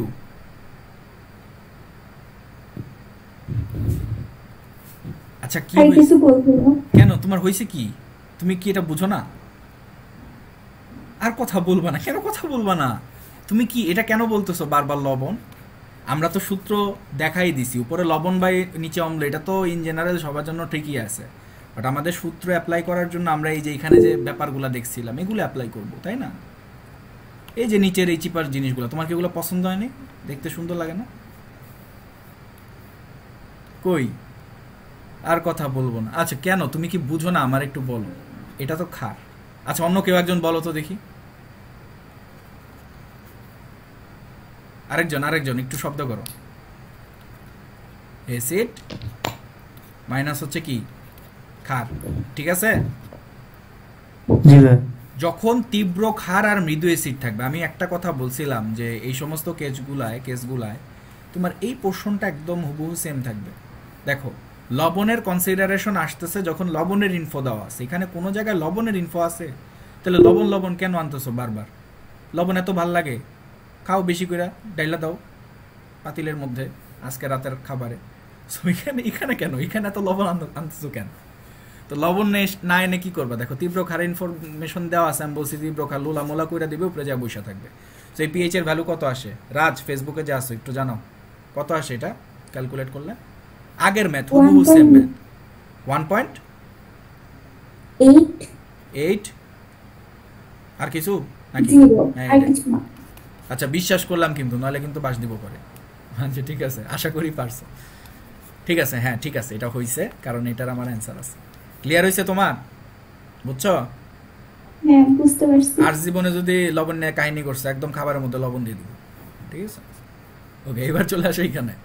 তো এখানে কি বলছে দেখো, এ প্লাস বি মিশ্রণের প্রকৃতি কিরূপ হবে। তুমি আমাকে ঘনমাত্রা বের করে দেখাও তো, মিশ্রণের ঘনমাত্রা কত। এ প্লাস বি, দেখো এ কোনটা, এ হচ্ছে আমাদের এসিড, একদম তীব্র এসিড, আহা আনন্দ। আর বি কি, তীব্র ক্ষার, আহা এত আনন্দ। বলো তো মিশ্রণের ঘনমাত্রা বের করে দেখাও তো কত হবে। তোমরা কি বুঝতে পারো কোন সূত্রে অ্যাপ্লাই করবা? মনে কি আছে? মনে কি আছে ভাইয়া? ওই যে দেখো তো, আমরা এই যে দেখো, এই সূত্রটা কি পছন্দ হয়? সবল অ্যাসিড এবং সবল ক্ষারের জন্য মিশ্রণের ঘনমাত্রা বের করার এই সূত্রটা কি পছন্দ হয় নাবিলা? হয়? ভাল লাগে? হ্যাঁ জি ভাই। আচ্ছা, ভাল লাগে, তাহলে ভাল লাগলে ভাল লাগাও এখন। তাহলে এটার মিশ্রণের ঘনমাত্রাটা বের করার চেষ্টা করো। তুমি অ্যাসিডের ইনফো জানো, তীব্র ক্ষারের ইনফো জানো, তাহলে সূত্র কি? সূত্র হচ্ছে এস এন, নর্মালিটিতে পাবা এন ইন্টু ই সালফিউরিক অ্যাসিড, অ্যাসিডেরটা প্লাস ধরলাম, তুমি অ্যাসিডেরটা মাইনাসও ধরতে পারো, সমস্যা নেই, বাট এভাবে ধরি আর কি আমি। এন ইন্টু ই আমার হচ্ছে sodium hydroxide divided by V total. ঠিক আছে, তাহলে এটা কত হয় জানাও দেখি আমাকে। তাহলে এসিডের কি করব দেখো, মোল সংখ্যাটাকে কিভাবে ভাঙবো, ঘনমাত্রা আর আয়তন দেওয়া আছে এসিডের, তাই না? সো এস ইন্টু ভি, প্যারাই নেই, এস ইন্টু ভি। আর এখানেও ঘনমাত্রা আয়তন, যদি ভর থাকতো ভরে ভাঙিয়ে দিতাম, প্যারা নেই। তো আসো, ঘনমাত্রা কত? ঘনমাত্রা হচ্ছে 0.1 ইন্টু আয়তন কত, এই যে দেখতেছি 20, 20 মানে কত, 20 ডিভাইডেড বাই হচ্ছে 1000, লিখলাম ইচ্ছা করে, ইন্টু এই সালফিউরিক অ্যাসিড। সালফিউরিক অ্যাসিডের জন্য তুল্য সংখ্যা কত দেখি, কত একজন ভাইয়া, কত ভাইয়া? 2। ওফ কি জোস। আর এখানে সোডিয়াম হাইড্রোক্সাইডের জন্য ঘনমাত্রা হচ্ছে 0.025 ইন্টু আয়তন, আয়তন কত, এই যে 6 মিলি। সো 6 রে ভাল লাগে না, 1000 দিয়ে ভাগ করলাম, তুল্য সংখ্যা কত বসাবো? 1। আহা, এবার আসো ভি টোটাল। ভি টোটাল কত বসাবো কও দেখি ছোট্ট বন্ধু। ভি টোটাল মানে সম্পূর্ণ মিশ্রণের যে আয়তন, কত হবে? 20 আর 6 যোগ করলে কত হয় শুনি? 26 ডিভাইডেড বাই হচ্ছে 1000। জাকাজাকি করো, ঝাঁকি দাও, ঝাঁক মারে, কত হয়? অ্যান্সার কি? চাল্লু চাল্লু চাল্লু কও, অ্যান্সার কি?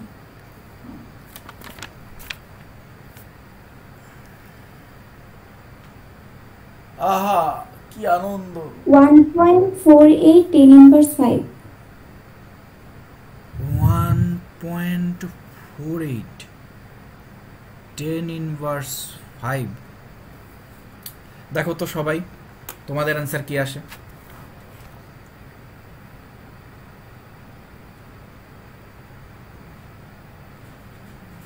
কেউ একটু করো তো দেখি ছোট্ট বন্ধু, অন্য কেউ একটু করো। রাজ কত আসে?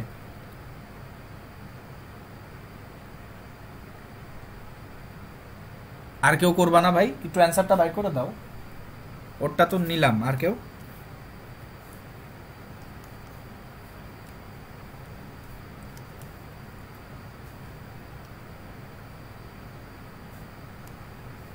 এটাই তো আসে। এটাই আসে তো কেউ কথা কয় না কেন? কেউ কি করে না নাকি নাই কেউ? আমি অন্য মানুষের মুখে একটু শুনতে চাইতেছিলাম। আমি তো সবাই, আমার তো পুরো ডিফারেন্স আসছে। কি আসতেছে কও দেখি। আমার 0.148 আসে। হ্যাঁ রে নাবিলা, আমার তো একটু। আমি তো রাতে বলছি। কিসে বলছো তুমি? মানে সায়েন্টিফিক, মানে কি ইনভার্স। কত কইছিলা? কত কইছিলা? 0.48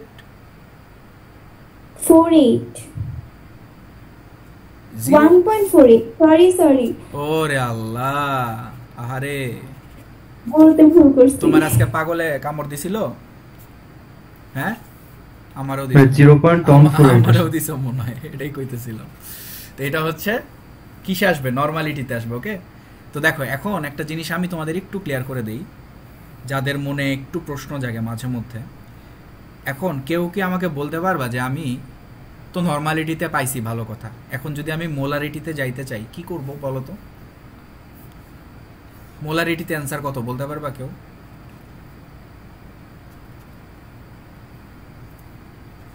এটা তো নর্মালিটি, তাই না? নর্মালিটি আর মোলারিটির সম্পর্ক বলছিলাম না, মনে পড়ে?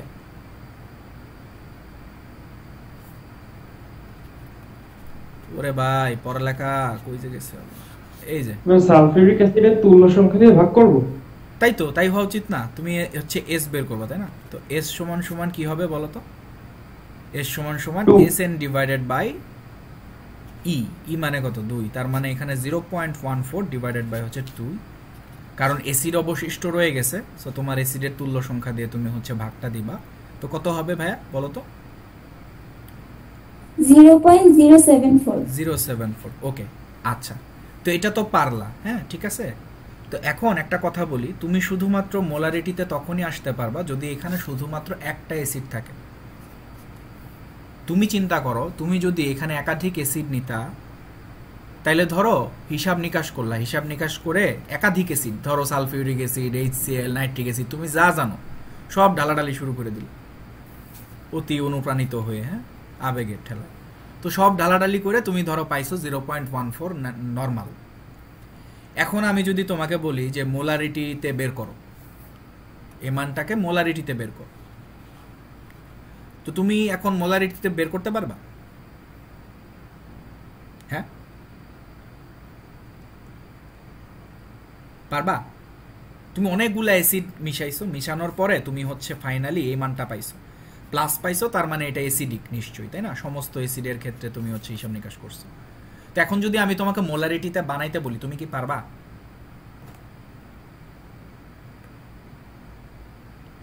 কও যে পারবো নাকি না, কিছু একটা কও, নইলে কও জানি না।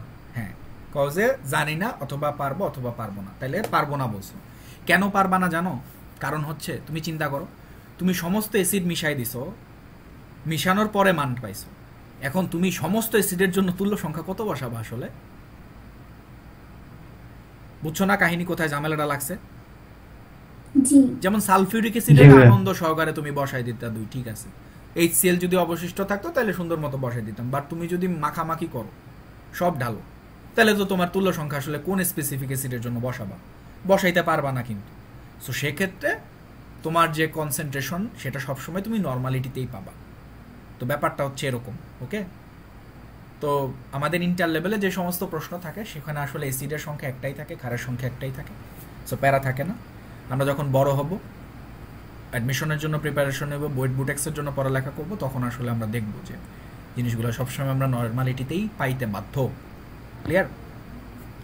ঠিক আছে। তখন কি তাহলে পিএইচ এর মান বের করা যাবে না? পিএইচ এর মান বের করা যাবে না কেন? পিএইচ এর মান তো ইনপুট দাও তুমি সবসময় কিসে বলো তো আমারে, আবার বলো। নরমালিটিতে। হ্যাঁ, তো তখন তো আরো ভালো, মানে ওইটা নিয়ে তো কোনো প্যারা নাই, তুমি তো নর্মালিটিতেই মান ইনপুট দাও, তো তোমার আলটিমেটলি সবসময় নর্মালিটিতেই আসে মানটা এই ক্ষেত্রে। ক্লিয়ার?